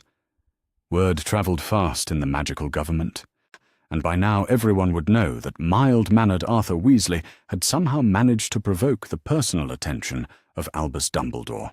In his office, Cornelius Fudge paced behind his desk with the nervous energy of someone caught between conflicting loyalties and competing pressures. Dumbledore sat in one of the visitors' chairs, his grandfatherly demeanour restored to perfect order, as if the previous evening's confrontation at the Burrow had never occurred. "Arthur," Fudge began without preamble, "Professor Dumbledore has brought some very serious concerns to my attention regarding Harry Potter's current situation. He suggests that the boy may have been compromised by dark influences, and that your family may be unknowingly placing him in greater danger." "What I've told the minister," Dumbledore interjected smoothly, his blue eyes twinkling with their familiar benevolence, "is that Harry Potter carries within him a fragment of Voldemort's soul, a connection that requires careful management and constant monitoring. The protective arrangements at Privet Drive were specifically designed to contain that dark influence, while keeping Harry safe from external threats." Arthur felt the familiar cold assessment that came from years of dealing with ministry politics, and realized that Dumbledore was playing a much more sophisticated game than simple authority assertion. "And what exactly are you suggesting happened, Professor?" "I'm suggesting that in your well-intentioned but misguided attempt to rescue Harry, you've exposed him to spiritual contamination that could have catastrophic consequences," Dumbledore replied, his tone carrying just the right mixture of concern and disappointment. "The dark magic in Harry's scar has been growing stronger since his removal from proper protection. Without immediate intervention, I fear the boy may become completely possessed by Voldemort's influence." Fudge's face went pale at the implication. "Possessed? You're saying that Harry Potter could be turned into a weapon," Dumbledore confirmed gravely.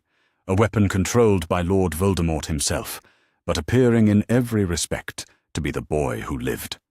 Imagine the devastation such deception could wreak upon our community." "That's a lie." Arthur's voice cut through the office like a curse-breaking charm through ancient stone. "And you know it's a lie, Professor, because you designed the situation yourself." The temperature in the office seemed to drop several degrees, as both Fudge and Dumbledore focused their attention on Arthur, with the intensity of predators assessing potential threats. "I'm not sure what you mean," Dumbledore said carefully, but Arthur noticed the subtle shift in posture that suggested calculated preparation rather than confused concern. "I mean that my son Bill, a senior curse-breaker for Gringotts Wizarding Bank, conducted a complete analysis of the ward structure at Privet Drive," Arthur replied, pulling out a crystal recording device that pulsed with preserved magical signatures. "Would you like to hear what he discovered about your protective arrangements?" The crystal activated at Arthur's touch, filling the minister's office with the residual aura of 15 years' worth of suppression wards, compulsion charms, and blood magic rituals. Fudge stumbled backward from his desk, his face going green as the malevolent magical signatures washed over him. "Sweet Merlin," Fudge whispered, staring at the crystal as if it were a live acromantula. "What is that? What kind of magic produces that? That feeling of wrongness?" "Soul-binding magic," Arthur answered, his voice carrying the authority of someone who'd spent decades studying magical law and regulation. "Blood rituals designed to strengthen dark spiritual contamination while weakening the victim's natural magical defenses. Suppression wards that prevented Harry Potter from accessing more than 60% of his natural magical capacity. Or conditioning charms designed to make him accept abuse and prepare him for eventual self-sacrifice." Dumbledore's mask of grandfatherly concern finally cracked, revealing the cold calculation that Arthur had seen in the Burrows' kitchen. "You have no idea what forces you're meddling with, Arthur. The measures taken at Privet Drive were necessary to prepare Harry for his ultimate destiny, to destroy Voldemort by sacrificing himself willingly when the time came." The silence that followed this admission was profound, broken only by the soft tick of Fudge's ornate desk clock and the distant sounds of ministry business continuing in blissful ignorance of the conversation taking place in the minister's office. "Did you just," Fudge said slowly, his political instincts finally overriding his shock, "did you just admit to systematically abusing the boy who lived in order to prepare him for murder?" "For sacrifice," Dumbledore corrected, as if the distinction mattered. "Everything I've done has been in service of the greater good. One life, weighed against the thousands that Voldemort will kill if he's not stopped. One life that you had no right to make that decision for," Arthur shot back, his mild demeanor completely abandoned now. "One life that belonged to a child who deserved better than to be treated as a weapon, to be sharpened and discarded when convenient." Fudge sank into his chair, his face cycling through expressions of shock, horror, and calculated political assessment. "Professor Dumbledore, are you telling me that for 15 years you've been conditioning Harry Potter for death?" "I've been preparing him to make the choice that will save our world," Dumbledore replied, his voice carrying the weight of absolute conviction. "The boy carries a piece of Voldemort's soul. That fragment must be destroyed, and the only way to destroy it is through Harry's willing death. Everything else, the protection, the conditioning, the careful management of his development, was designed to ensure he would make that choice when the time came." Arthur felt a surge of satisfaction as he watched Fudge's expression shift from shock to the calculating assessment that characterized successful political careers. The minister was beginning to see the implications, not just for Harry Potter, but for the ministry's relationship with the most powerful wizard in Britain. "And during this, or conditioning," Fudge said carefully, "what oversight did the ministry have over Harry Potter's welfare? What documentation exists of these protective measures? What legal authority did you have to make these decisions regarding a minor child?"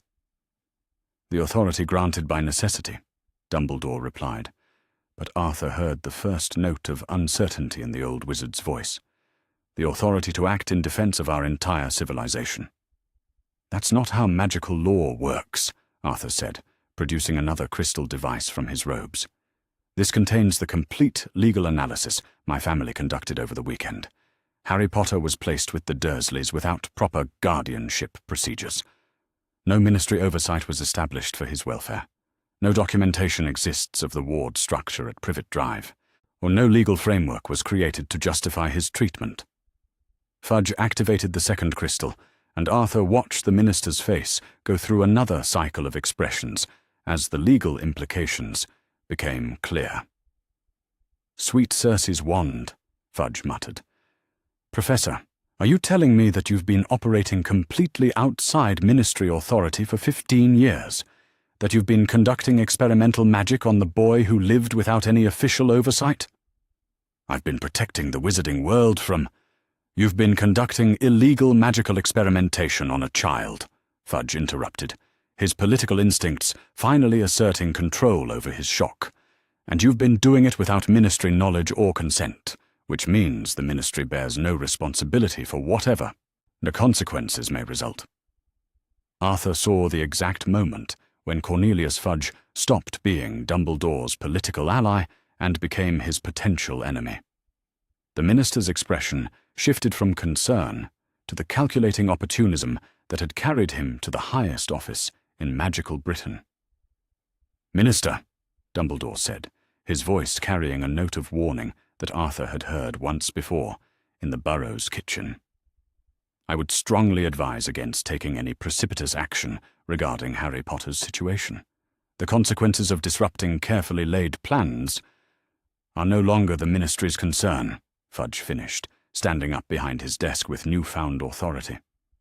"Professor, You've just admitted to conducting illegal magical experimentation on a minor without ministry oversight or consent. You've confessed to systematically abusing the boy who lived in preparation for his murder, and you've revealed that you've been operating a shadow magical government for 15 years without any official authority. Fudge smiled, and Arthur recognized the expression of a politician who'd just discovered a way to eliminate a dangerous rival while claiming the moral high ground. I think the Wizengamot needs to hear about this, don't you? The emergency session of the Wizengamot convened that afternoon in a chamber crackling with tension and barely contained magical energy. Bill Weasley stood at the center of the courtroom, his curse-breaker's expertise lending authority to testimony that challenged everything the assembled witches and wizards thought they knew about their most trusted leader.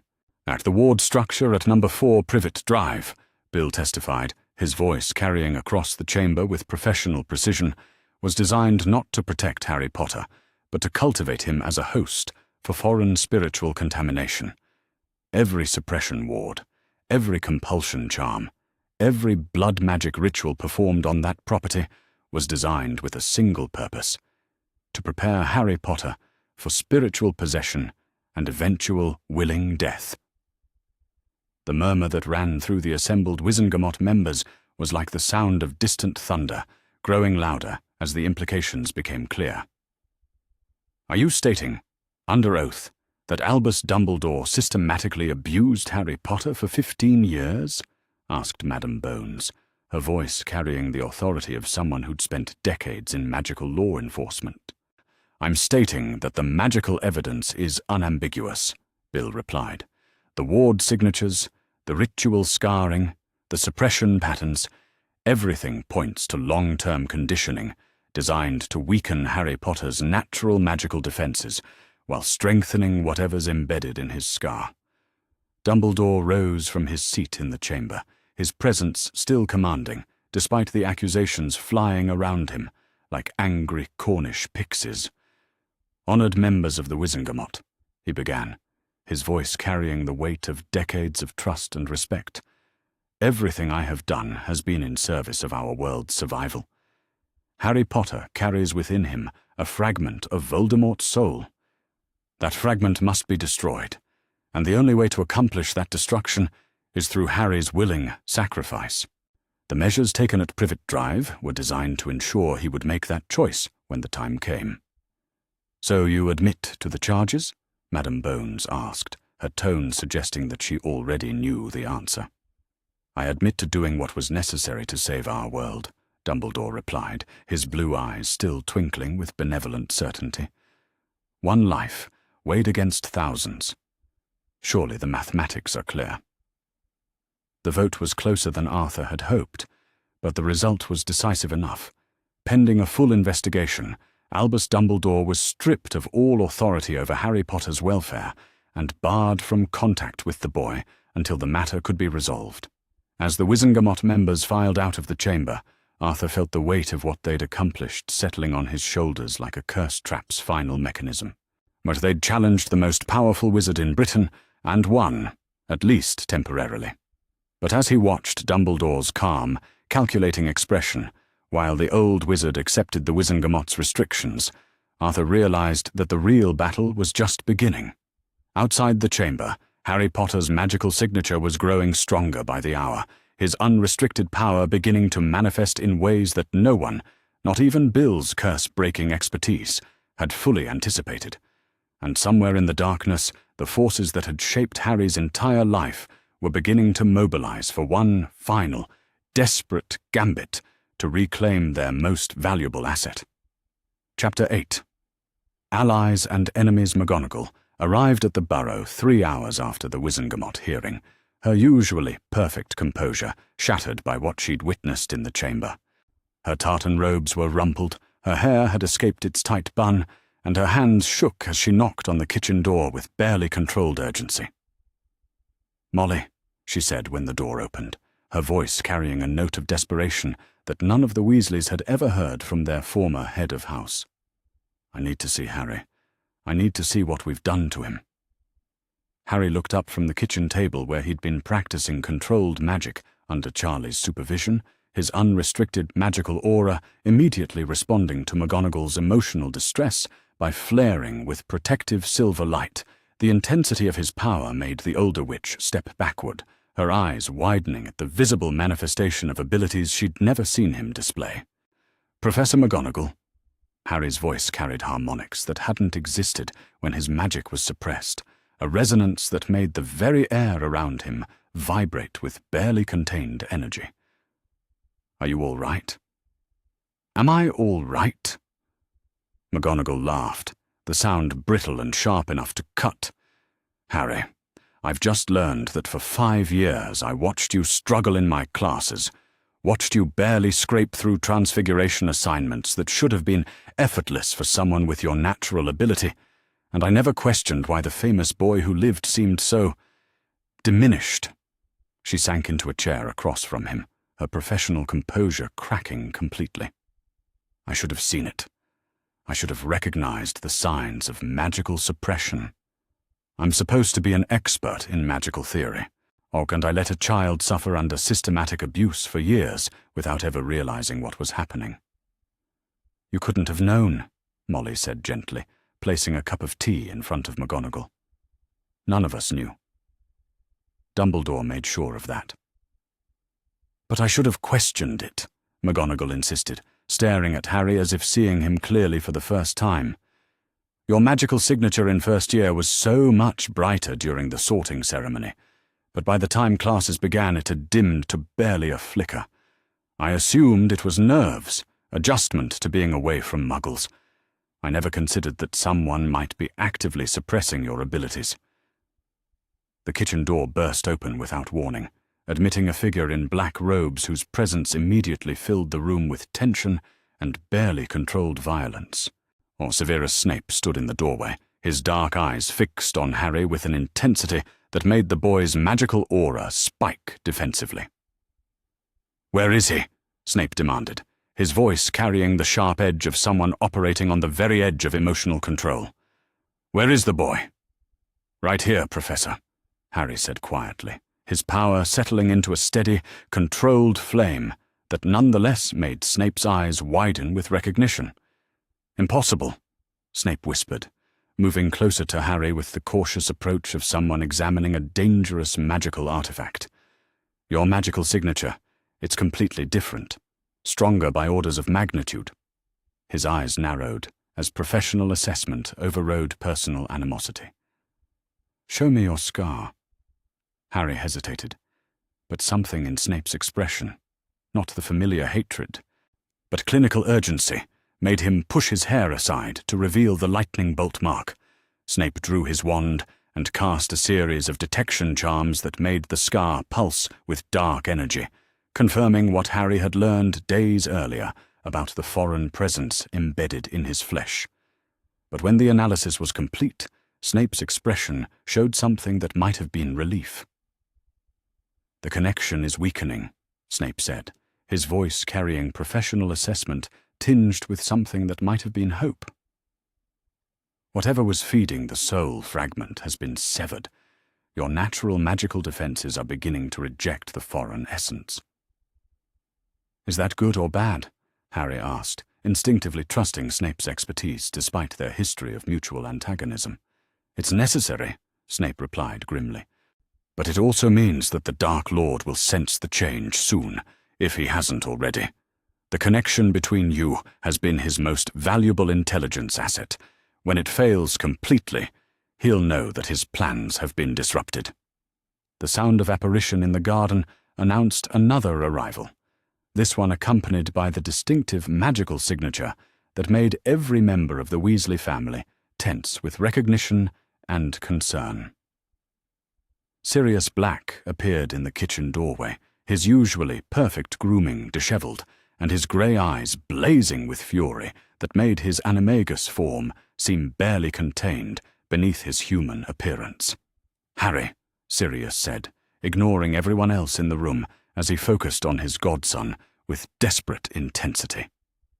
"Are you all right? When I heard what that bastard had been doing to you—" "I'm fine."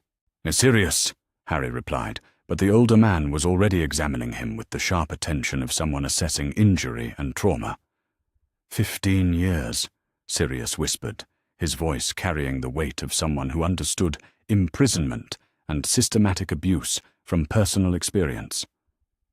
15 years of conditioning you for sacrifice, while I rotted in Azkaban, believing that Dumbledore was keeping you safe. Where you should still be, Snape interjected coldly, his professional concern warring with years of hatred for his school nemesis. Your presence here puts Potter at additional risk. My presence here, Sirius snarled, his magical aura flaring with protective fury, ensures that no one else makes decisions about Harry's life without his consent. The tension in the kitchen was interrupted by the soft tap of an owl at the window.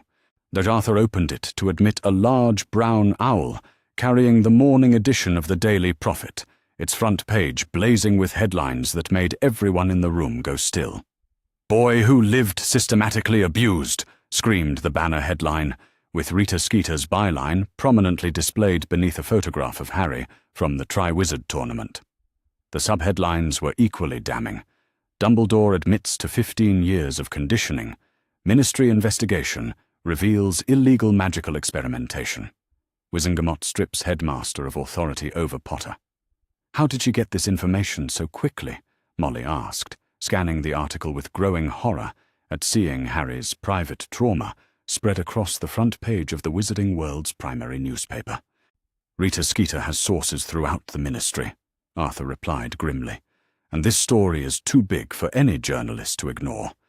By noon, every witch and wizard in Britain will know what's been done to Harry. Harry took the paper from his mother's hands, reading Rita's sensationalized account of his systematic abuse with a detached calm that worried everyone present. When he finished, he set the paper down and looked around the kitchen at the faces of people who'd risked everything to protect him. "Good," he said simply, his voice carrying harmonics of power that made the windows rattle. "Let everyone know. Let them see what their hero really is." The kitchen flue activated with the distinctive green flame that announced official ministry communication. Kingsley Shacklebolt's head appeared in the fireplace, his expression grave as he surveyed the assembled group. "Arthur," Kingsley said without preamble, "I need to speak with Harry immediately. There have been developments regarding the investigation into Dumbledore's activities." "What kind of developments?" Sirius demanded, his protective instincts immediately alert to potential threats. "The kind that suggest Harry Potter isn't the only child who may have been subjected to Dumbledore's idea of necessary conditioning," Kingsley replied, his words dropping into the kitchen like stones into still water. The silence that followed was profound, broken only by the soft tick of the kitchen clock and the dangerous hum of Harry's magical aura responding to his emotional state. "Other children?" McGonagall whispered, her face going white as the implications hit her. "You're saying there are other children who've been—" "We're saying that the ward signatures Bill Weasley identified at Privet Drive aren't unique," Kingsley confirmed. "We've found similar magical resonances at 17 other locations across Britain, all associated with children who've shown unusual magical potential and subsequently disappeared from public view."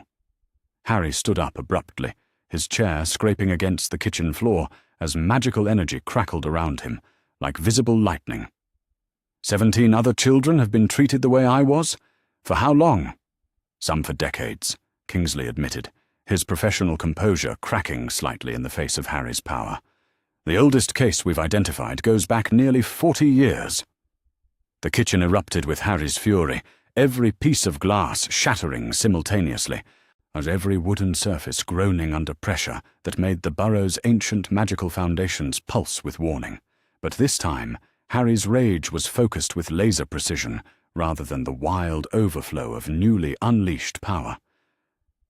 "Where are they?" Harry demanded, his voice carrying enough magical force to make Kingsley flinch backward from the flu connection. "Where are the other children?"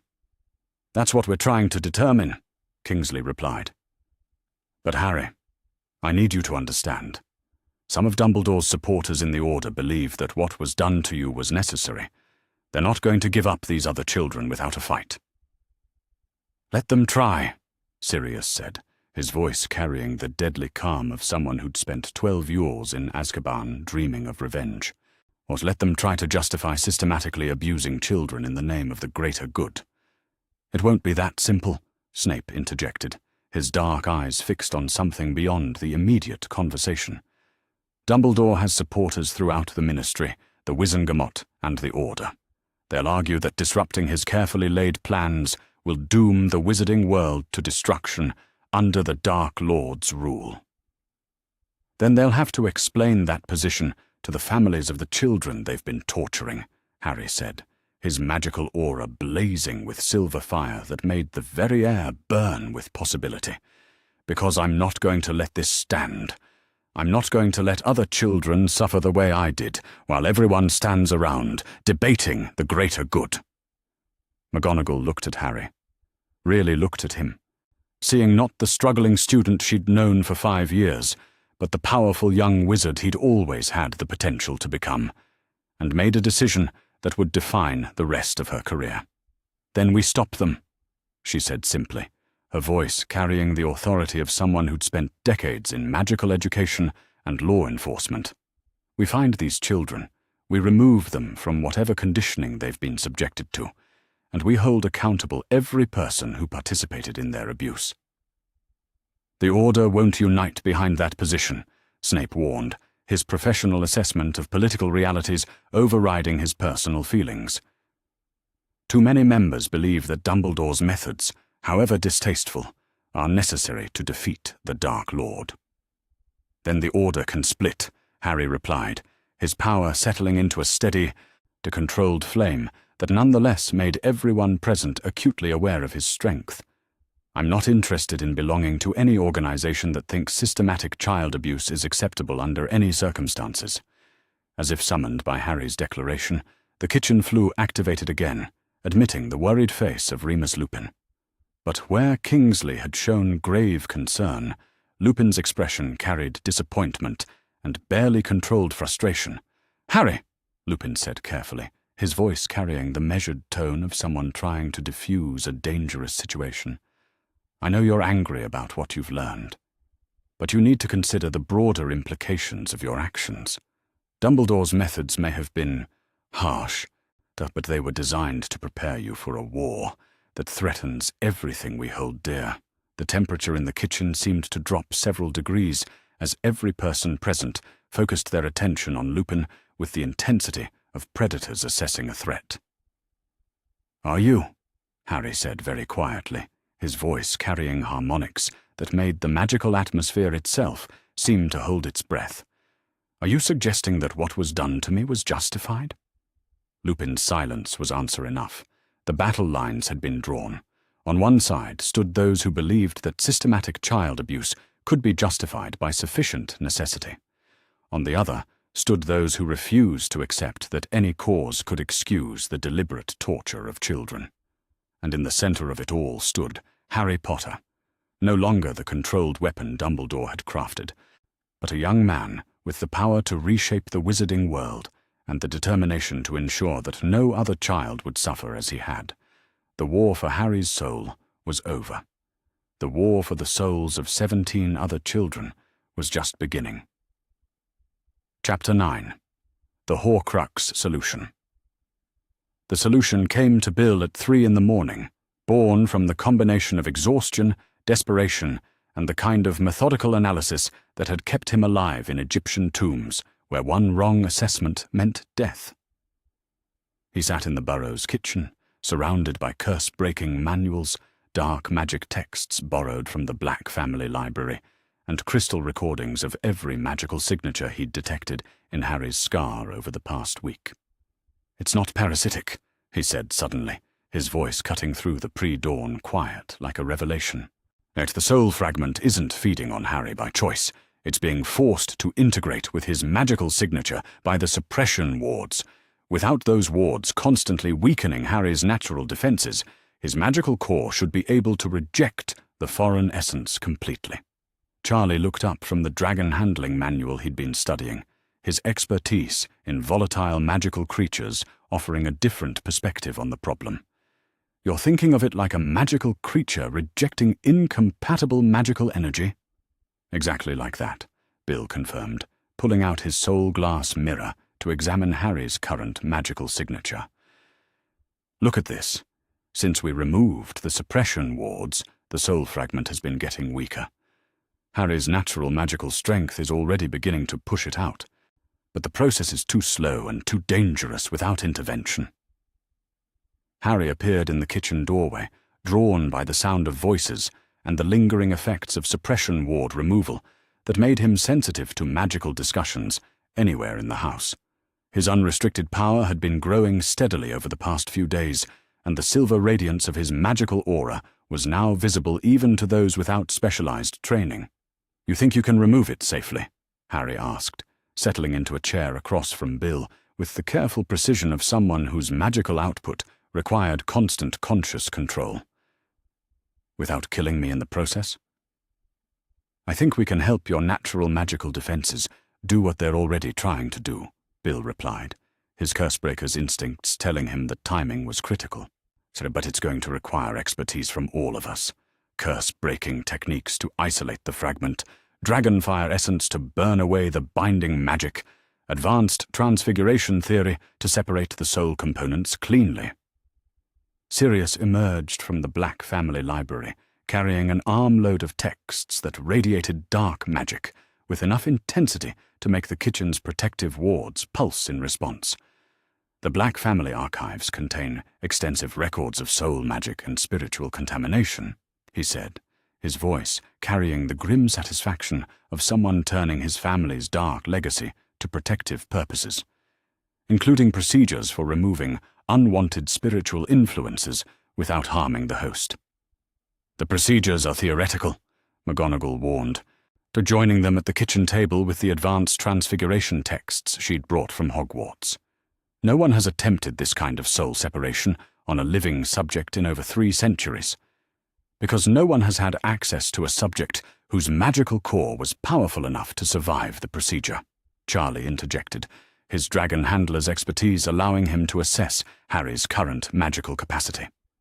"Harry's unrestricted power levels are beyond anything most wizards could survive, but they might be exactly what's needed to reject the soul fragment completely." Harry examined the texts spread across the kitchen table, his enhanced magical senses allowing him to understand concepts that would have been beyond his comprehension when his abilities were suppressed. What exactly would this procedure involve? 3 simultaneous magical workings, Bill explained, activating a crystal projection device that showed Harry's scar in 3-dimensional detail. "First, I use curse-breaking techniques to isolate the soul fragment from your natural magical signature, essentially creating a magical firewall that prevents the foreign essence from hiding within your own spiritual energy. Second," Charlie continued, "I introduce dragonfire essence in controlled amounts to burn away the binding magic that's been keeping the fragment anchored to your scar. Dragonfire is one of the few magical forces capable of destroying soul-binding enchantments without harming the living tissue they're attached to." "Third," McGonagall added, her voice carrying the authority of someone who'd spent decades mastering the most advanced forms of magical theory, "I use transfiguration principles to encourage the natural separation between your soul and the foreign fragment. The procedure essentially accelerates your body's natural rejection process by orders of magnitude." "And if something goes wrong?" Harry asked, his practical nature asserting itself, despite the hope growing in his chest. "Then we stop immediately and find another approach," Sirius said firmly, his protective instincts clear in every word. "But Harry, if this works, if we can remove Voldemort's soul fragment safely, then Dumbledore's entire justification for what he did to you collapses. You won't be a weapon that needs to die to defeat the Dark Lord. You'll just be a very powerful young wizard with the freedom to choose his own path." The preparation took 6 hours, during which the kitchen of the burrow was transformed into something that looked more like Gringotts most secure, curse-breaking laboratory than a family dining room. Bill arranged his detection and isolation equipment with the precision of someone whose life depended on getting every detail right. Charlie prepared dragonfire essence, using techniques that required him to channel magic through rare crystals heated to temperatures that made the air itself shimmer. McGonagall set up transfiguration matrices that would allow her to monitor and guide the soul separation process in real time. "The timing has to be perfect," Bill explained as they made final preparations. "Charlie introduces the dragonfire at the exact moment I complete the isolation protocol. McGonagall begins the separation sequence 30 seconds later, when the binding magic is weakened, but before Harry's system goes into magical shock from the trauma." Harry sat in the center of the magical array they'd constructed, his unrestricted power steady and controlled, despite the magnitude of what they were attempting. "I trust you," he said simply, and the weight of that trust settled on his allies like a blessing and a burden combined. "Begin isolation protocol," Bill announced, his voice carrying the calm precision of someone who'd dismantled curse traps that had killed dozens of previous attempts.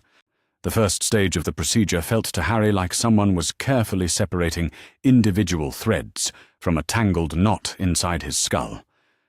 Bill's magic moved through his scar with surgical precision, creating barriers between his natural magical signature and the foreign soul fragment that had been parasitically attached to it for 15 years. "Isolation complete," Bill reported. "The fragment is contained within a stable magical framework. Charlie, you're clear to proceed." The dragonfire essence hit Harry's system like controlled lightning, burning through the binding magic that had kept Voldemort's soul fragment anchored to his flesh, while somehow leaving his living tissue unharmed. The pain was intense, but clean, like the burn of strong antiseptic cleaning an infected wound. "Binding magic is destabilizing," Charlie announced, monitoring the dragonfire's effects through specialized crystals that glowed with inner flame. 30% dissolution, 50%, 70%. "Now, Professor." McGonagall's transfiguration magic was the most subtle of the three workings, guiding Harry's natural rejection process with the gentle precision of someone coaxing a reluctant plant to bloom. Her magic didn't force the separation. It simply encouraged Harry's own soul to reclaim territory that had never rightfully belonged to the foreign intruder. "It's working," Harry gasped, feeling something that had been pressing against the inside of his skull for as long as he could remember, finally beginning to loosen and retreat. "I can feel it. It's letting go." The moment of separation was marked by a sound like shattering crystal and a flash of silver light that filled the kitchen with warmth and peace.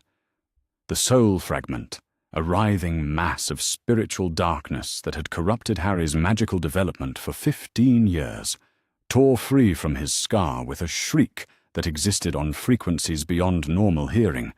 Charlie's dragonfire consumed the freed fragment instantly, reducing Voldemort's anchored soul piece to nothing more than ash and bitter smoke that the burrow's protective wards expelled with efficient finality. Harry touched his scar.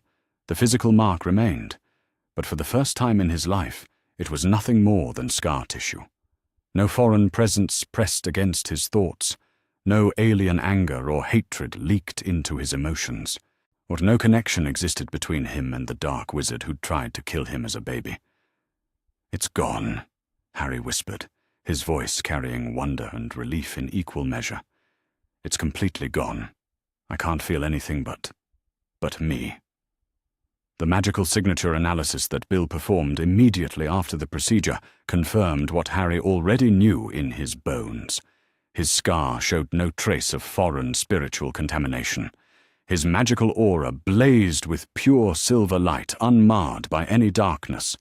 For the first time in his 15 years of life, Harry Potter was completely and utterly himself. "How do you feel?" McGonagall asked, her professional concern warring with the hope she was trying not to let herself experience. "Free," Harry replied, standing up from the magical array with movements that carried new confidence and grace. "I feel complete.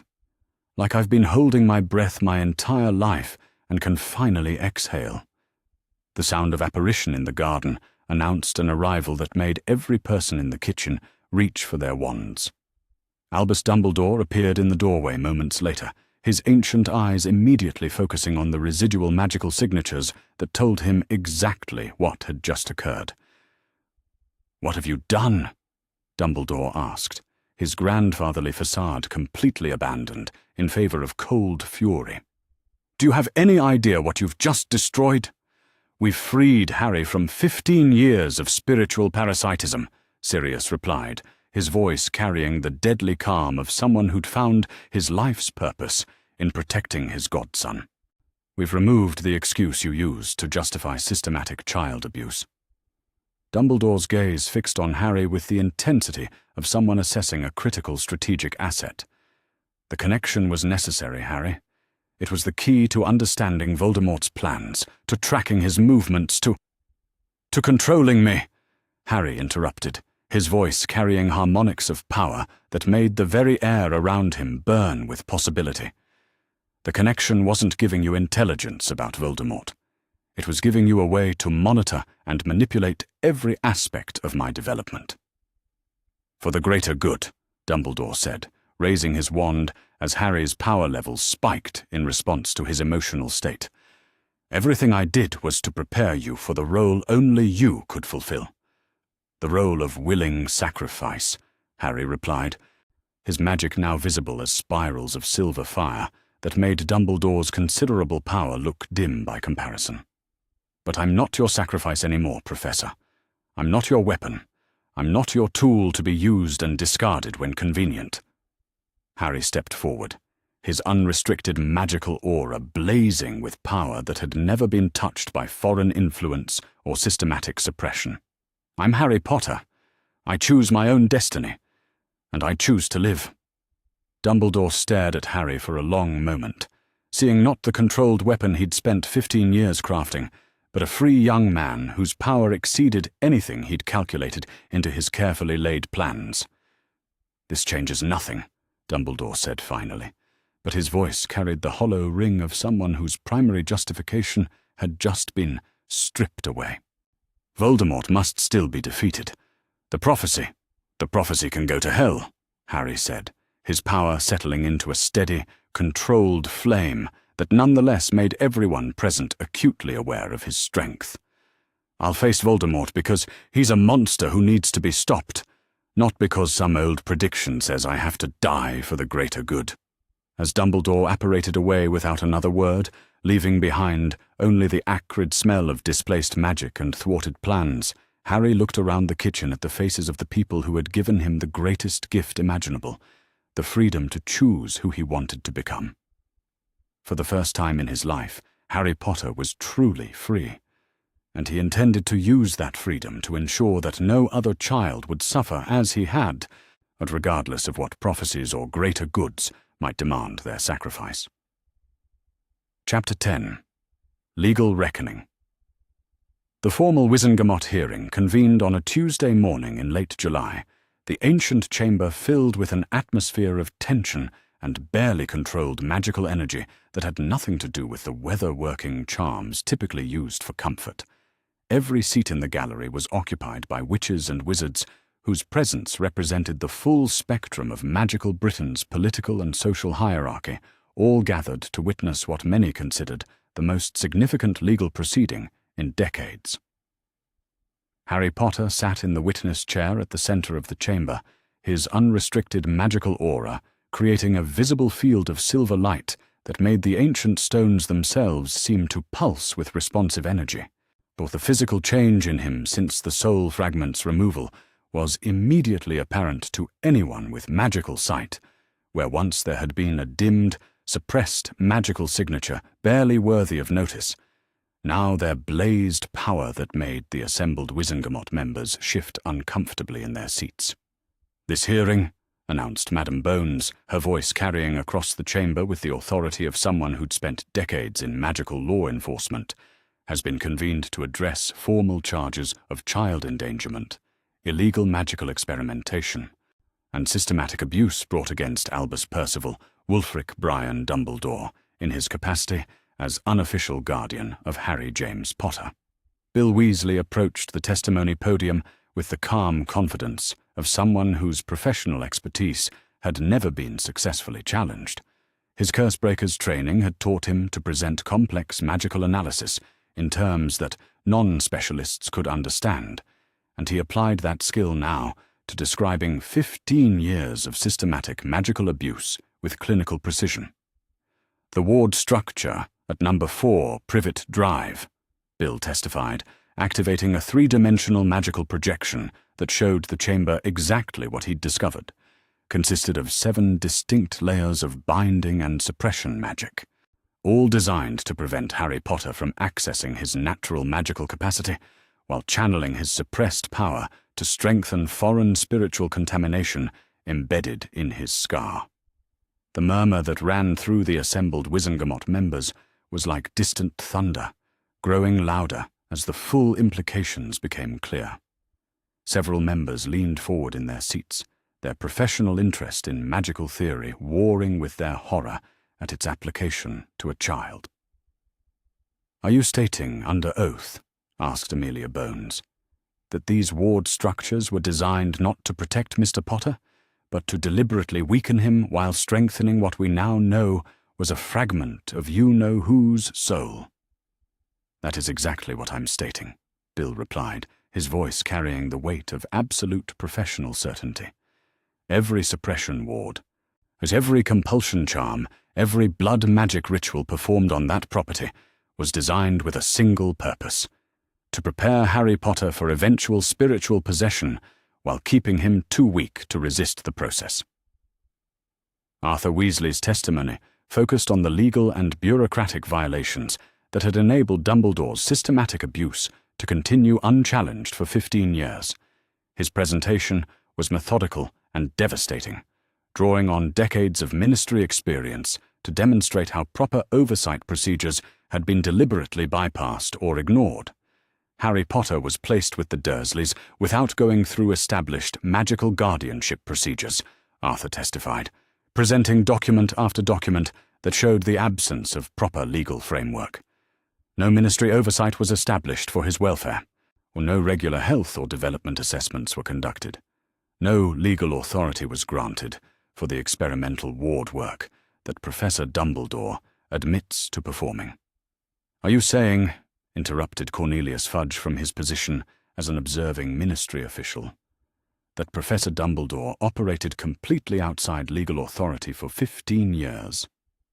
"I'm saying that every protection Harry Potter should have been afforded under magical law was systematically denied to him," Arthur replied, his mild demeanor giving way to the steel that had carried him through 2 wars, "and that the violations of the Magical Children Protection Act alone carry penalties that could result in life imprisonment in Azkaban." When Harry himself took the witness stand, the chamber fell into absolute silence. The young man who faced the assembled Wizengamot bore little resemblance to the struggling student who'd testified during his disciplinary hearing just months earlier. His magical aura blazed with controlled power that made the ancient detection wards built into the chamber itself respond with harmonics that hadn't been heard in centuries. "Tell us, Mr. Potter," Madam Bones said gently, her voice carrying the compassion of someone who understood the courage required for a victim to testify against their abuser. "What were the effects of this systematic magical suppression on your development and education?" Harry considered the question carefully, his enhanced magical senses allowing him to perceive the emotional undercurrents of everyone present in ways that would have been impossible when his abilities were constrained. "But every spell I ever struggled with, every piece of magic that required enormous effort and concentration, every time I felt like I was failing to live up to expectations, all of it was because I was being prevented from accessing more than half of my natural magical capacity." "Can you give the Wizengamot a specific example?" Bones prompted. Harry stood up from the witness chair, his movement fluid and controlled in ways that spoke of magical harmony rather than the clumsy uncertainty that had characterized his previous appearances in the chamber.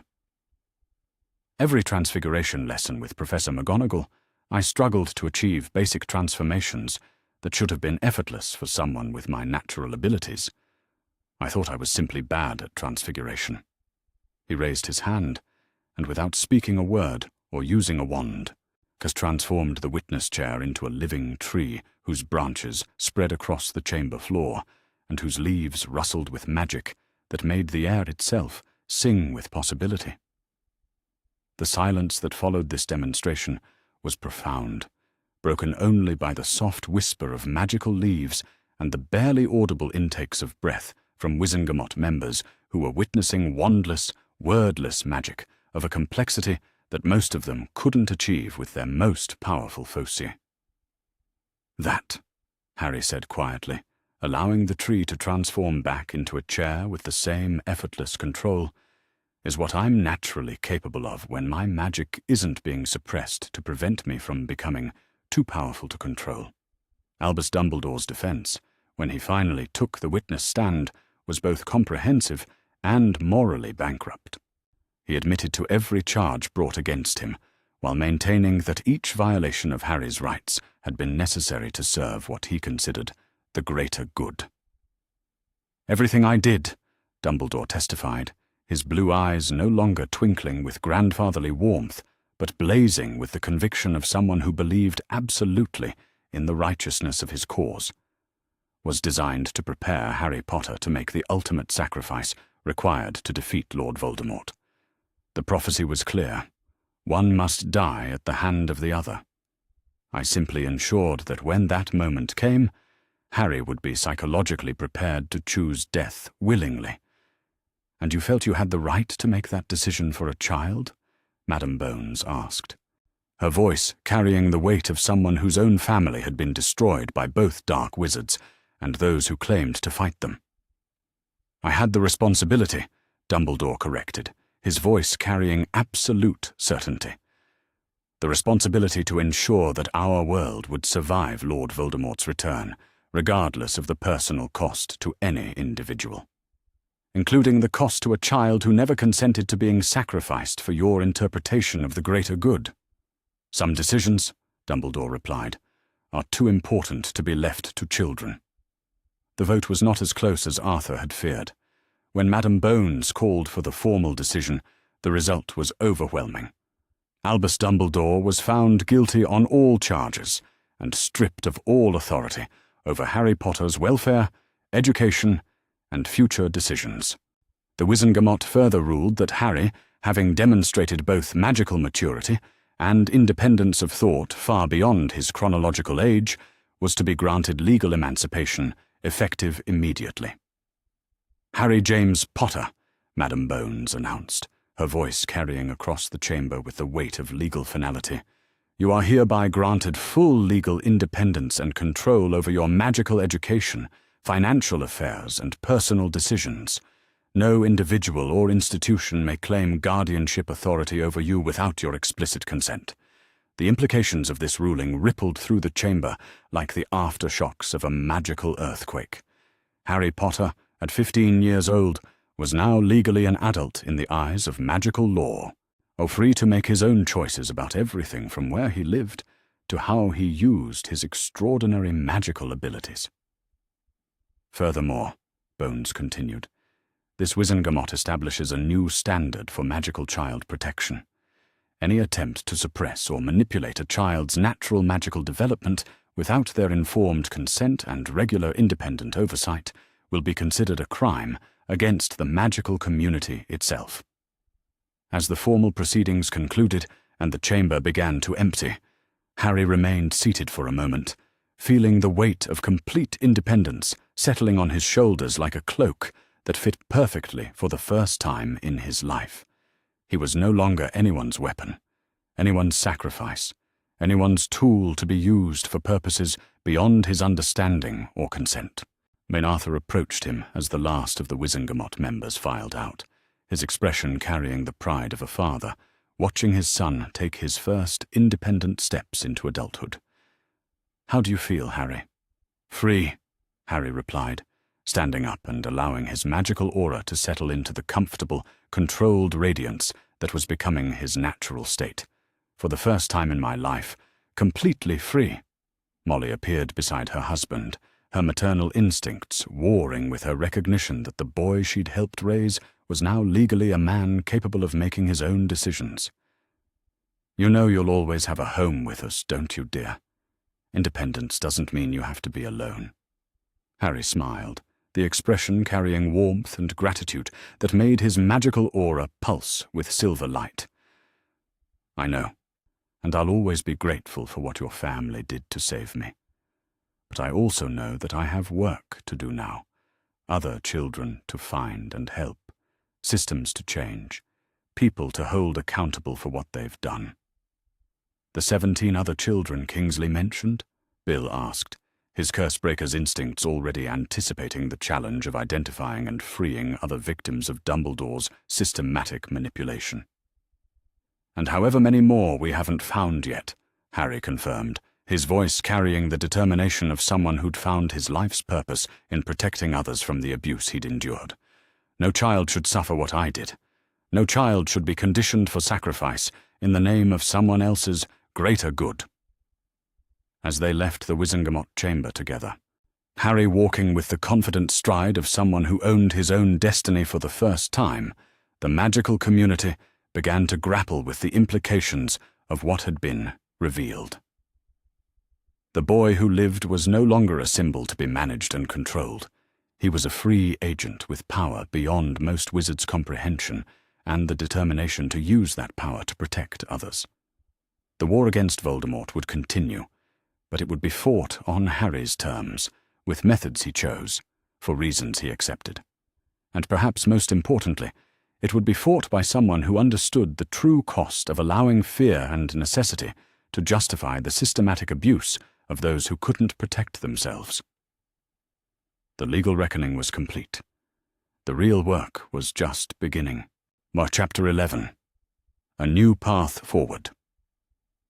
Harry stood in the garden of the Burrow on the morning after his legal emancipation, watching the sun rise over a world that suddenly contained infinite possibilities.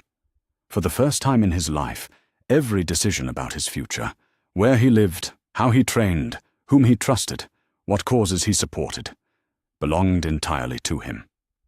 The weight of that freedom was both exhilarating and terrifying in ways that no amount of magical power could prepare him for.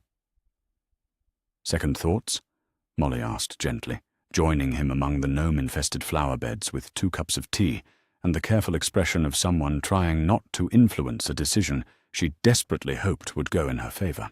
"Not about staying here," Harry replied, Oz accepting the tea and allowing his magical aura to settle into the comfortable warmth that had become his natural state around the Weasley family.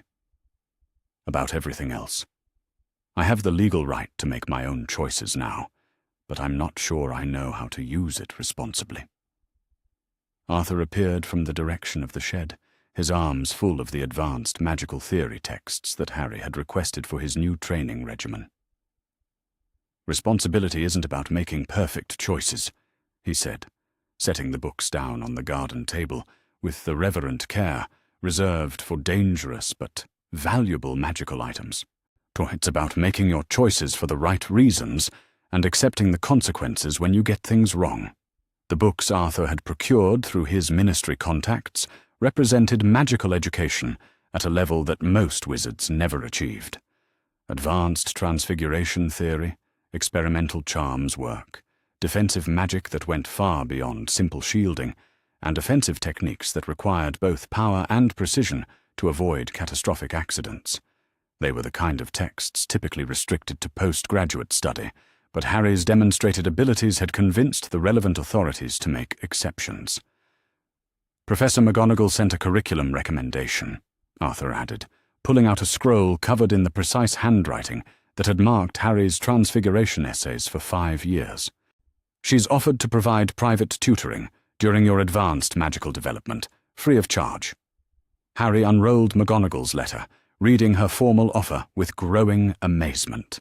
The curriculum she'd outlined would have challenged most postgraduate students, but it was specifically designed around his demonstrated wandless and wordless abilities. Rather than forcing him to work within the limitations that had constrained his education for years, she was proposing to build on the extraordinary magical control he'd displayed during his Wizengamot testimony. "She wants to teach me human transfiguration?" Harry asked, his voice carrying the wonder of someone discovering that dreams he'd never dared to dream might actually be achievable. "She wants to teach you everything you should have been learning years ago. What if your abilities hadn't been artificially suppressed?" Molly corrected, her maternal pride warring with regret for the education Harry had been denied. "She feels responsible for not recognizing the signs of magical suppression in her classes." The kitchen flue activated with the distinctive green flame that announced a planned communication. Hermione's head appeared in the fireplace, her expression combining excitement with the determined focus that characterized her approach to any new intellectual challenge. "Harry!" she said, without preamble, her voice carrying the enthusiasm of someone who'd spent days researching advanced magical theory. "I've been reading about suppression ward effects on magical development, and I think I understand why your spell work was so inconsistent during term time. The wards weren't just limiting your power output, they were interfering with your magical intuition, making you rely on memorized techniques instead of natural magical flow. Which would explain why I always struggled with advanced transfiguration, but could manage defense against the dark arts," Harry replied, his enhanced magical senses allowing him to perceive the logical patterns that had been hidden when his abilities were constrained. "Defense magic works better with emotional resonance and instinctive responses. Transfiguration requires precision and magical flow." "Exactly." Hermione's excitement was infectious, her intellectual curiosity fully engaged by the puzzle of Harry's educational recovery. "I've been corresponding with Madame Pomfrey about magical development therapy, and she thinks that with proper training, you should be able to reach advanced magical competency within months, rather than years." The conversation was interrupted by the arrival of Bill and Charlie, both carrying equipment that suggested they'd been working on something that required their combined expertise. Bill's Cursebreaker tools hummed with the residual magic of ward analysis, while Charlie's Dragon Handler gear glowed with the controlled energy of someone who'd been working with dangerous magical signatures. "We've finished the ward redesign," Bill announced, setting down a crystal array that pulsed with silver light reminiscent of Harry's own magical aura. "New protective enchantments for the burrow that enhance magical development rather than suppressing it. Anyone living here will find their natural abilities strengthened rather than constrained." "It's based on dragon nesting magic," Charlie explained, his expertise in magical creature behavior lending authority to their innovative approach. "Dragons instinctively create environments that nurture magical growth in their young. We've adapted those principles to work with human magical development." Harry examined the ward crystals with his enhanced magical perception, immediately recognizing the elegant efficiency of their design. Unlike the parasitic wards that had surrounded him at Privet Drive, these enchantments were symbiotic. They drew power from the natural magical environment and used it to create conditions that promoted healthy magical growth. "This could be revolutionary," Harry said quietly, but his mind immediately jumping to the broader implications. "If we could establish these kinds of protective environments for other children who've been subjected to suppression or control—" "That's exactly what we were thinking," Arthur said, his voice carrying the satisfaction of someone whose family had found a way to turn their trauma into positive action. "We're already in contact with several families who've requested our help with children showing signs of magical suppression." The afternoon brought visitors that Harry hadn't expected, but welcomed with the growing confidence that came from making his own decisions about relationships. Neville Longbottom arrived via flue, his usual nervous demeanor replaced by something that looked like determination mixed with desperate hope. "So, Harry," Neville said without his customary stammering, "I heard about what was done to you, about the suppression wards and the conditioning." He paused, gathering courage that 5 years of friendship had never quite provided. "I think something similar might have been done to me." The admission hung in the air like a curse waiting to be triggered. Harry's enhanced magical senses immediately focused on Neville, with intensity he'd never applied to his friend before, and what he perceived made his power flare with protective fury. "Your magical signature," Harry said slowly, his voice carrying the weight of recognition and growing anger. "It's the same pattern I had before Bill broke the suppression wards. You're operating at maybe half of your natural capacity." Neville nodded, his face showing relief at finally having his suspicions confirmed. "Gran always said I was a disappointment compared to my father. Said I needed discipline and structure to make up for my natural weakness. But after what you showed at the Wizengamot hearing, I started wondering if my weakness was natural at all." Bill was already activating his detection equipment before Harry could ask, his curse-breaker instincts immediately engaged by the possibility of another victim. The results of his analysis made everyone present go still with horrified recognition. "Suppression wards," Bill confirmed grimly, "layered into your magical signature so deeply that they're practically integrated with your natural development. Someone's been systematically weakening you since you were very young, Neville. Probably since shortly after your parents were attacked." "Augusta Longbottom," Arthur said quietly, his voice carrying the weight of someone putting together pieces of a puzzle that revealed a picture too horrible to contemplate. "Your grandmother has been conditioning you the same way Dumbledore conditioned Harry, but using family authority instead of false protection." The revelation that other children had suffered similar manipulation galvanized Harry's determination to use his newfound freedom for purposes beyond his own recovery. That evening, the kitchen of the Burrow became an impromptu headquarters for what Harry privately thought of as his real education, learning to use his power and independence to protect others who couldn't protect themselves. "We need a systematic approach," Hermione said, her organizational skills fully engaged by the challenge of identifying and helping other victims of magical suppression. Ward analysis for detection, legal frameworks for intervention, magical therapy protocols for recovery. "And we need to do it without alerting the people responsible," Sirius added, his experience with systematic oppression lending grim authority to his tactical assessment. "Augusta Longbottom isn't going to cooperate with having her conditioning methods exposed any more than Dumbledore was." Harry looked around the kitchen table at the faces of people who'd risked everything to save him and were now volunteering to do the same for others. For the first time since his emancipation, he felt the weight of leadership settling on his shoulders, not the artificial burden of being a symbol or a weapon, but the authentic responsibility of someone who had power and intended to use it wisely. "Then we start with the ones we can help immediately," Harry said, his voice carrying the controlled authority that came from making decisions based on his own moral compass rather than someone else's manipulation. "Neville, we break your suppression wards tomorrow. Hermione, I want you to research every child who's shown unusual magical potential and then mysteriously underperformed. Sirius, I need you to use your family connections to identify other cases of disciplinary ward work." "What about Voldemort?" McGonagall asked, having arrived during the planning session with her usual perfect timing. "Your legal emancipation doesn't change the fact that he's still out there, still dangerous, and still likely to target you specifically." Harry's magical aura flared with silver fire that made the kitchen's new protective wards resonate in harmony with his power. "Then I'll face him when the time comes, but I'll do it as myself, not as Dumbledore's sacrificial weapon. I'll do it with my full strength, my chosen allies, and my own understanding of what needs to be protected and why." He stood up from the table, his movement carrying the fluid grace that came from unrestricted magical flow.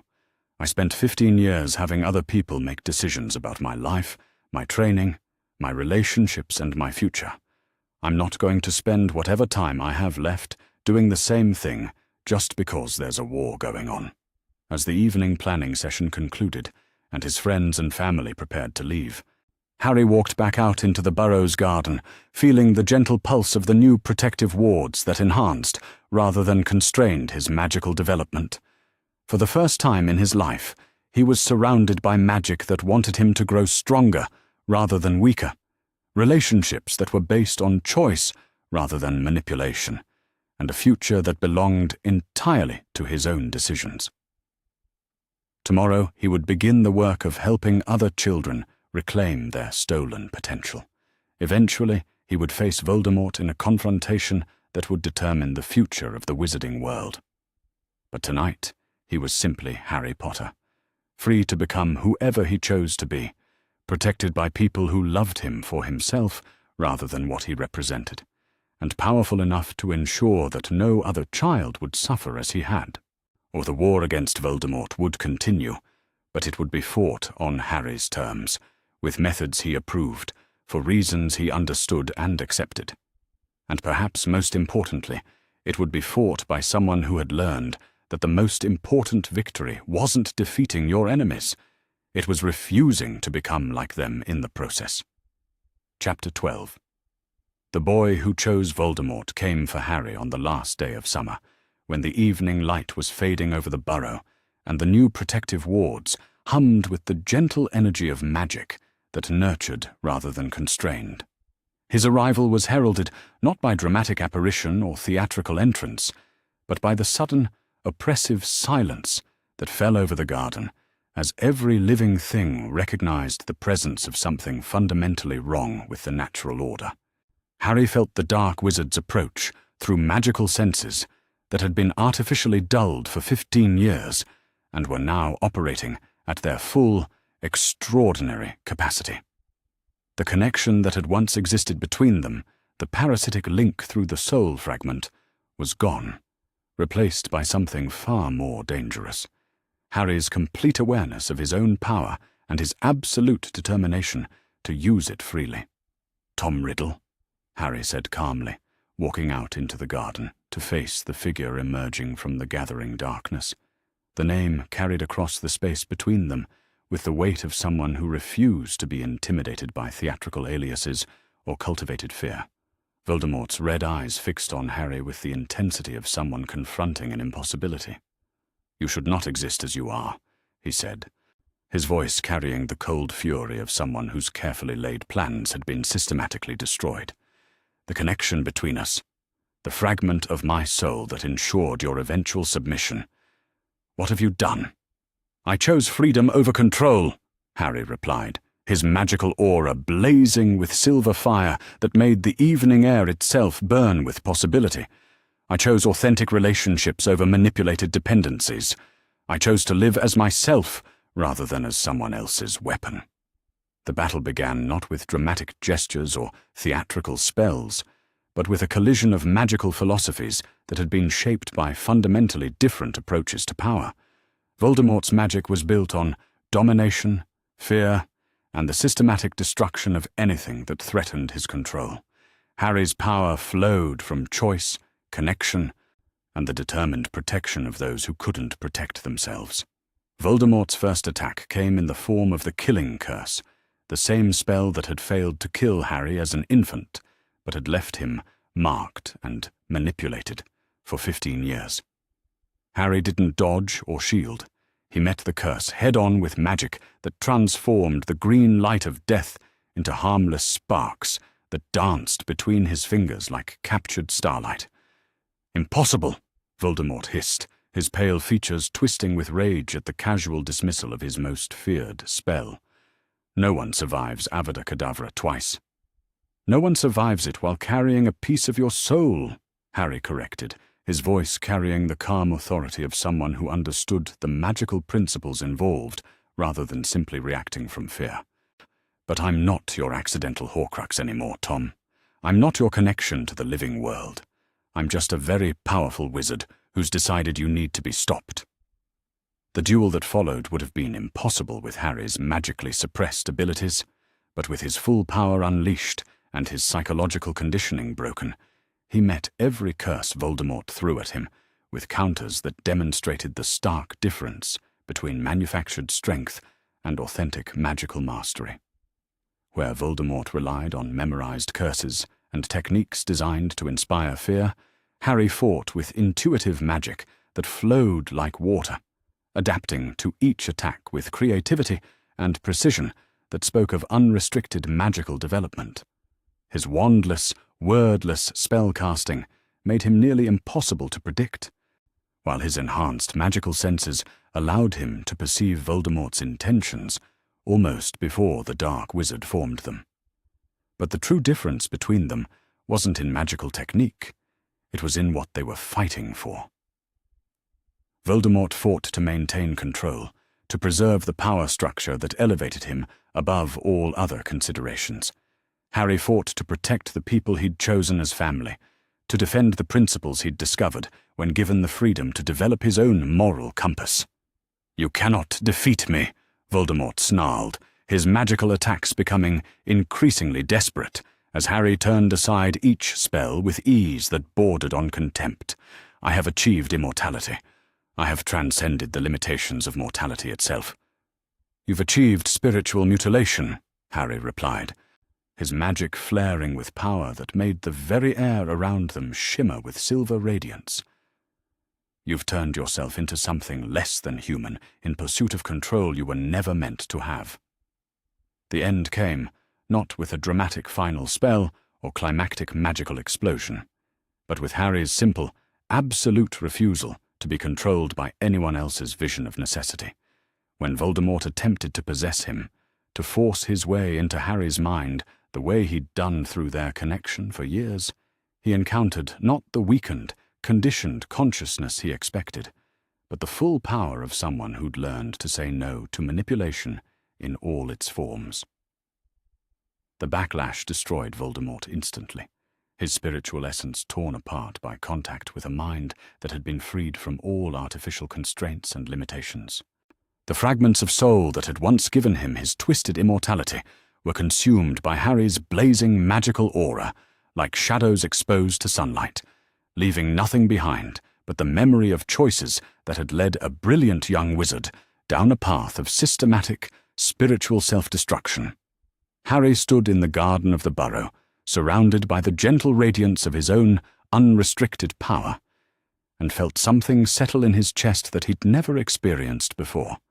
Complete peace with his own identity and choices. "Is it over?" Molly asked, emerging from the house with the rest of the family close behind, all of them ready to fight for Harry, but trusting his judgment about when their help was needed. "It's over," Harry confirmed, allowing his magical aura to settle into the warm, controlled radiance that had become his natural state. What Tom Riddle is gone, and the threat he represented died with him. The aftermath of Voldemort's defeat brought changes to the wizarding world that went far beyond the simple removal of a dark wizard. With Dumbledore discredited and Voldemort destroyed, the magical community was forced to confront the systematic failures that had allowed both manipulation and terror to flourish for decades. Harry found himself at the center of efforts to reform magical child protection, working with Bill to develop ward detection techniques that could identify suppression and control magic before it caused permanent damage. Neville became his most dedicated partner in this work, his own recovery from artificial magical suppression, providing hope for dozens of other children who'd been similarly controlled. The Order of the Phoenix was reformed under new ethical guidelines that prioritized transparency, consent, and individual choice over institutional authority and necessary sacrifice. McGonagall, Sirius, and Kingsley led the effort to establish accountability measures that would prevent future abuses of power in the name of the greater good. "The Ministry wants to offer you official recognition for defeating you-know-who," Arthur said one evening, as autumn settled over the burrow and Harry's 16th birthday approached. "They're talking about an Order of Merlin, first class, and a permanent advisory position in the Department of Mysteries." Harry looked up from the advanced transfiguration texts he'd been studying, real education that challenged his abilities rather than artificially limiting them, and smiled with the quiet confidence of someone who'd learned to make his own choices about recognition and responsibility. "I'll accept the Order of Merlin if they give one to every member of this family," he said, his voice carrying the warmth that came from speaking to people who'd chosen to love him rather than being manipulated into caring. "You all risked everything to save me when no one else would stand up to Dumbledore. You deserve recognition for courage that actually mattered." "And the advisory position?" Molly asked, her maternal instincts still alert to opportunities that might benefit Harry's future, even though she now trusted his judgment about his own path. "I'll consider it if they agree to my conditions," Harry replied, his enhanced magical senses allowing him to perceive the complex political currents that such a position would involve. Complete transparency about their research into child protection magic, mandatory training for all ministry employees in recognizing suppression ward signatures, and funding for a new department focused specifically on magical child welfare. The recognition ceremony took place on Harry's 16th birthday, held not in the ministry's grand ceremonial chambers, but in the Great Hall of Hogwarts, was where students and families could witness the acknowledgement of courage that had protected their children from systematic abuse.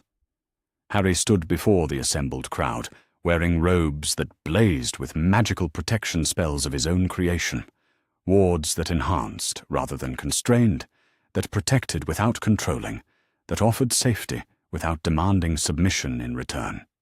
His magical aura was visible to everyone present, a steady silver radiance that spoke of power freely chosen and responsibly wielded. "Harry James Potter," Minister Fudge announced, his voice carrying across the hall with the weight of official recognition, "is awarded the Order of Merlin, First Class, not merely for his defeat of the dark wizard known as Voldemort, but for his courage in exposing systematic child abuse within our community, and his dedication to ensuring that no other child suffers as he did." The applause that filled the great hall was different from the celebrity worship Harry had endured for years. It was the genuine gratitude of a community recognizing someone who'd used his power to protect the vulnerable, rather than aggrandize himself.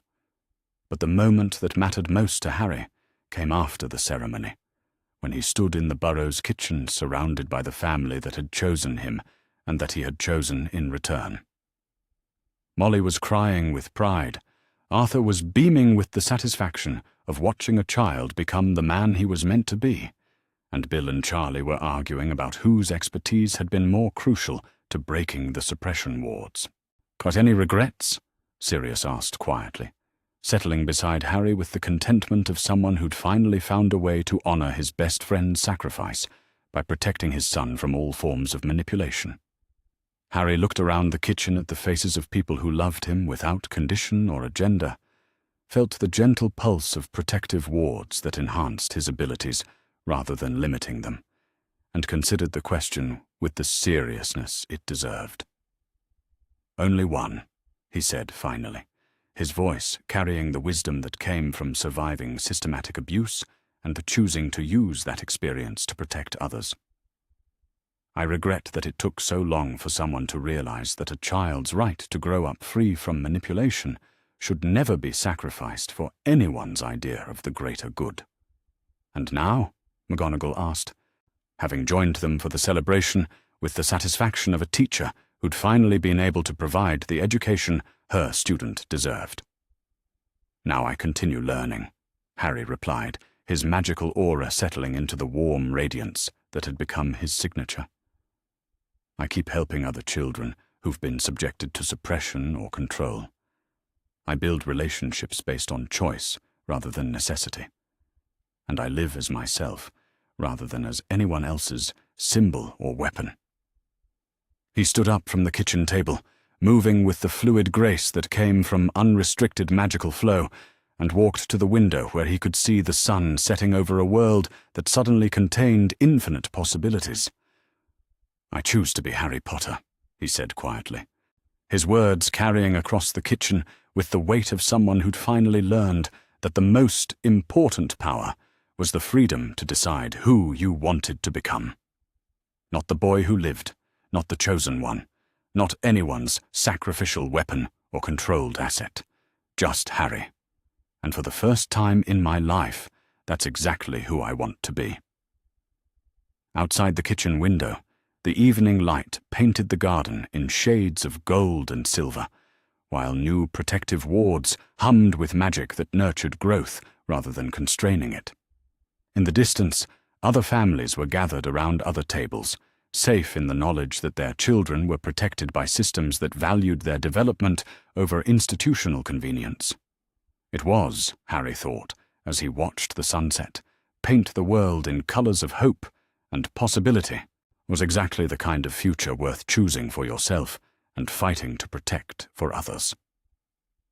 The boy who lived was gone, replaced by a young man who'd learned that the greatest victory wasn't defeating your enemies.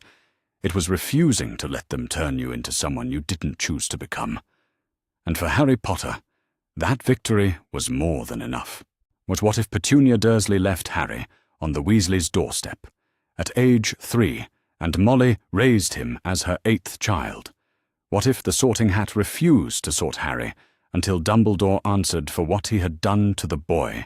What if Hermione used a time-turner to go back to the night Harry's parents died and found Dumbledore already? They're watching What If Minerva McGonagall quit Hogwarts at age 60 and raised Harry in a cottage in Scotland, far from Dumbledore's control. What if Sirius Black and Fleur Delacour arrived at the Dursleys? On the same night, both determined to take Harry and never bring him back. What if Cedric Diggory survived the graveyard and testified that Dumbledore knew the tournament was a trap? What if Bill Weasley broke every ward Dumbledore had placed on Privet Drive and found dark magic that should never have been nearer? A child what if Hermione found a locked room in Hogwarts that contained every child Dumbledore had sacrificed before? Harry what if Severus Snape took Harry the night Lily died and raised him in Spinner's End without telling a soul? What if Victor Krum offered Harry asylum in Bulgaria after the Triwizard Tournament and Hermione helped him escape? What if Harry walked out of Hogwarts in front of the entire school at age 12 and Snape was the one who held the door open?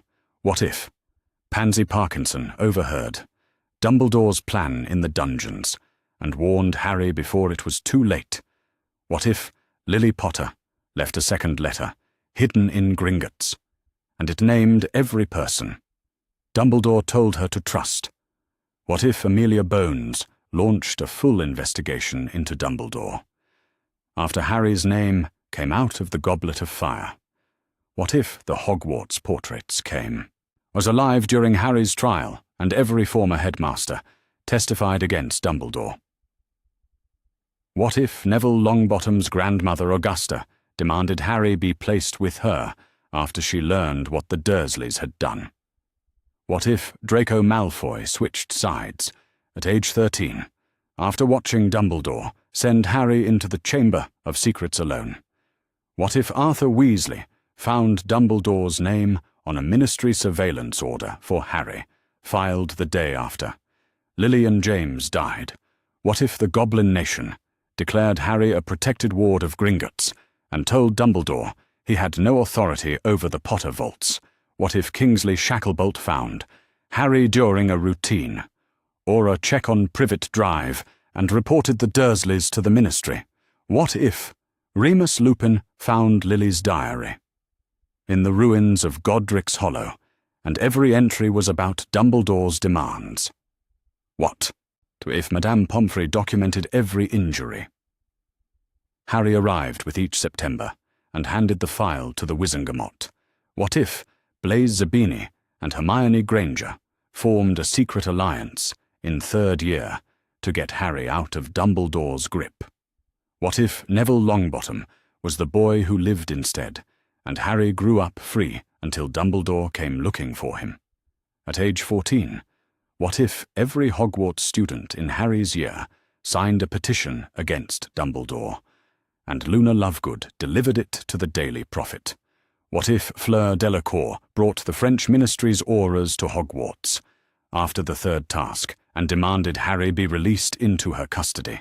What if Dobby smuggled Harry out of Privet, Drive at age 6, and hid him in the room of requirement for 5 years before? Hogwarts What If, Winky the House. Elf testified at the Wizengamot that Barty Crouch, Sr., knew about Dumbledore's plan for Harry all along,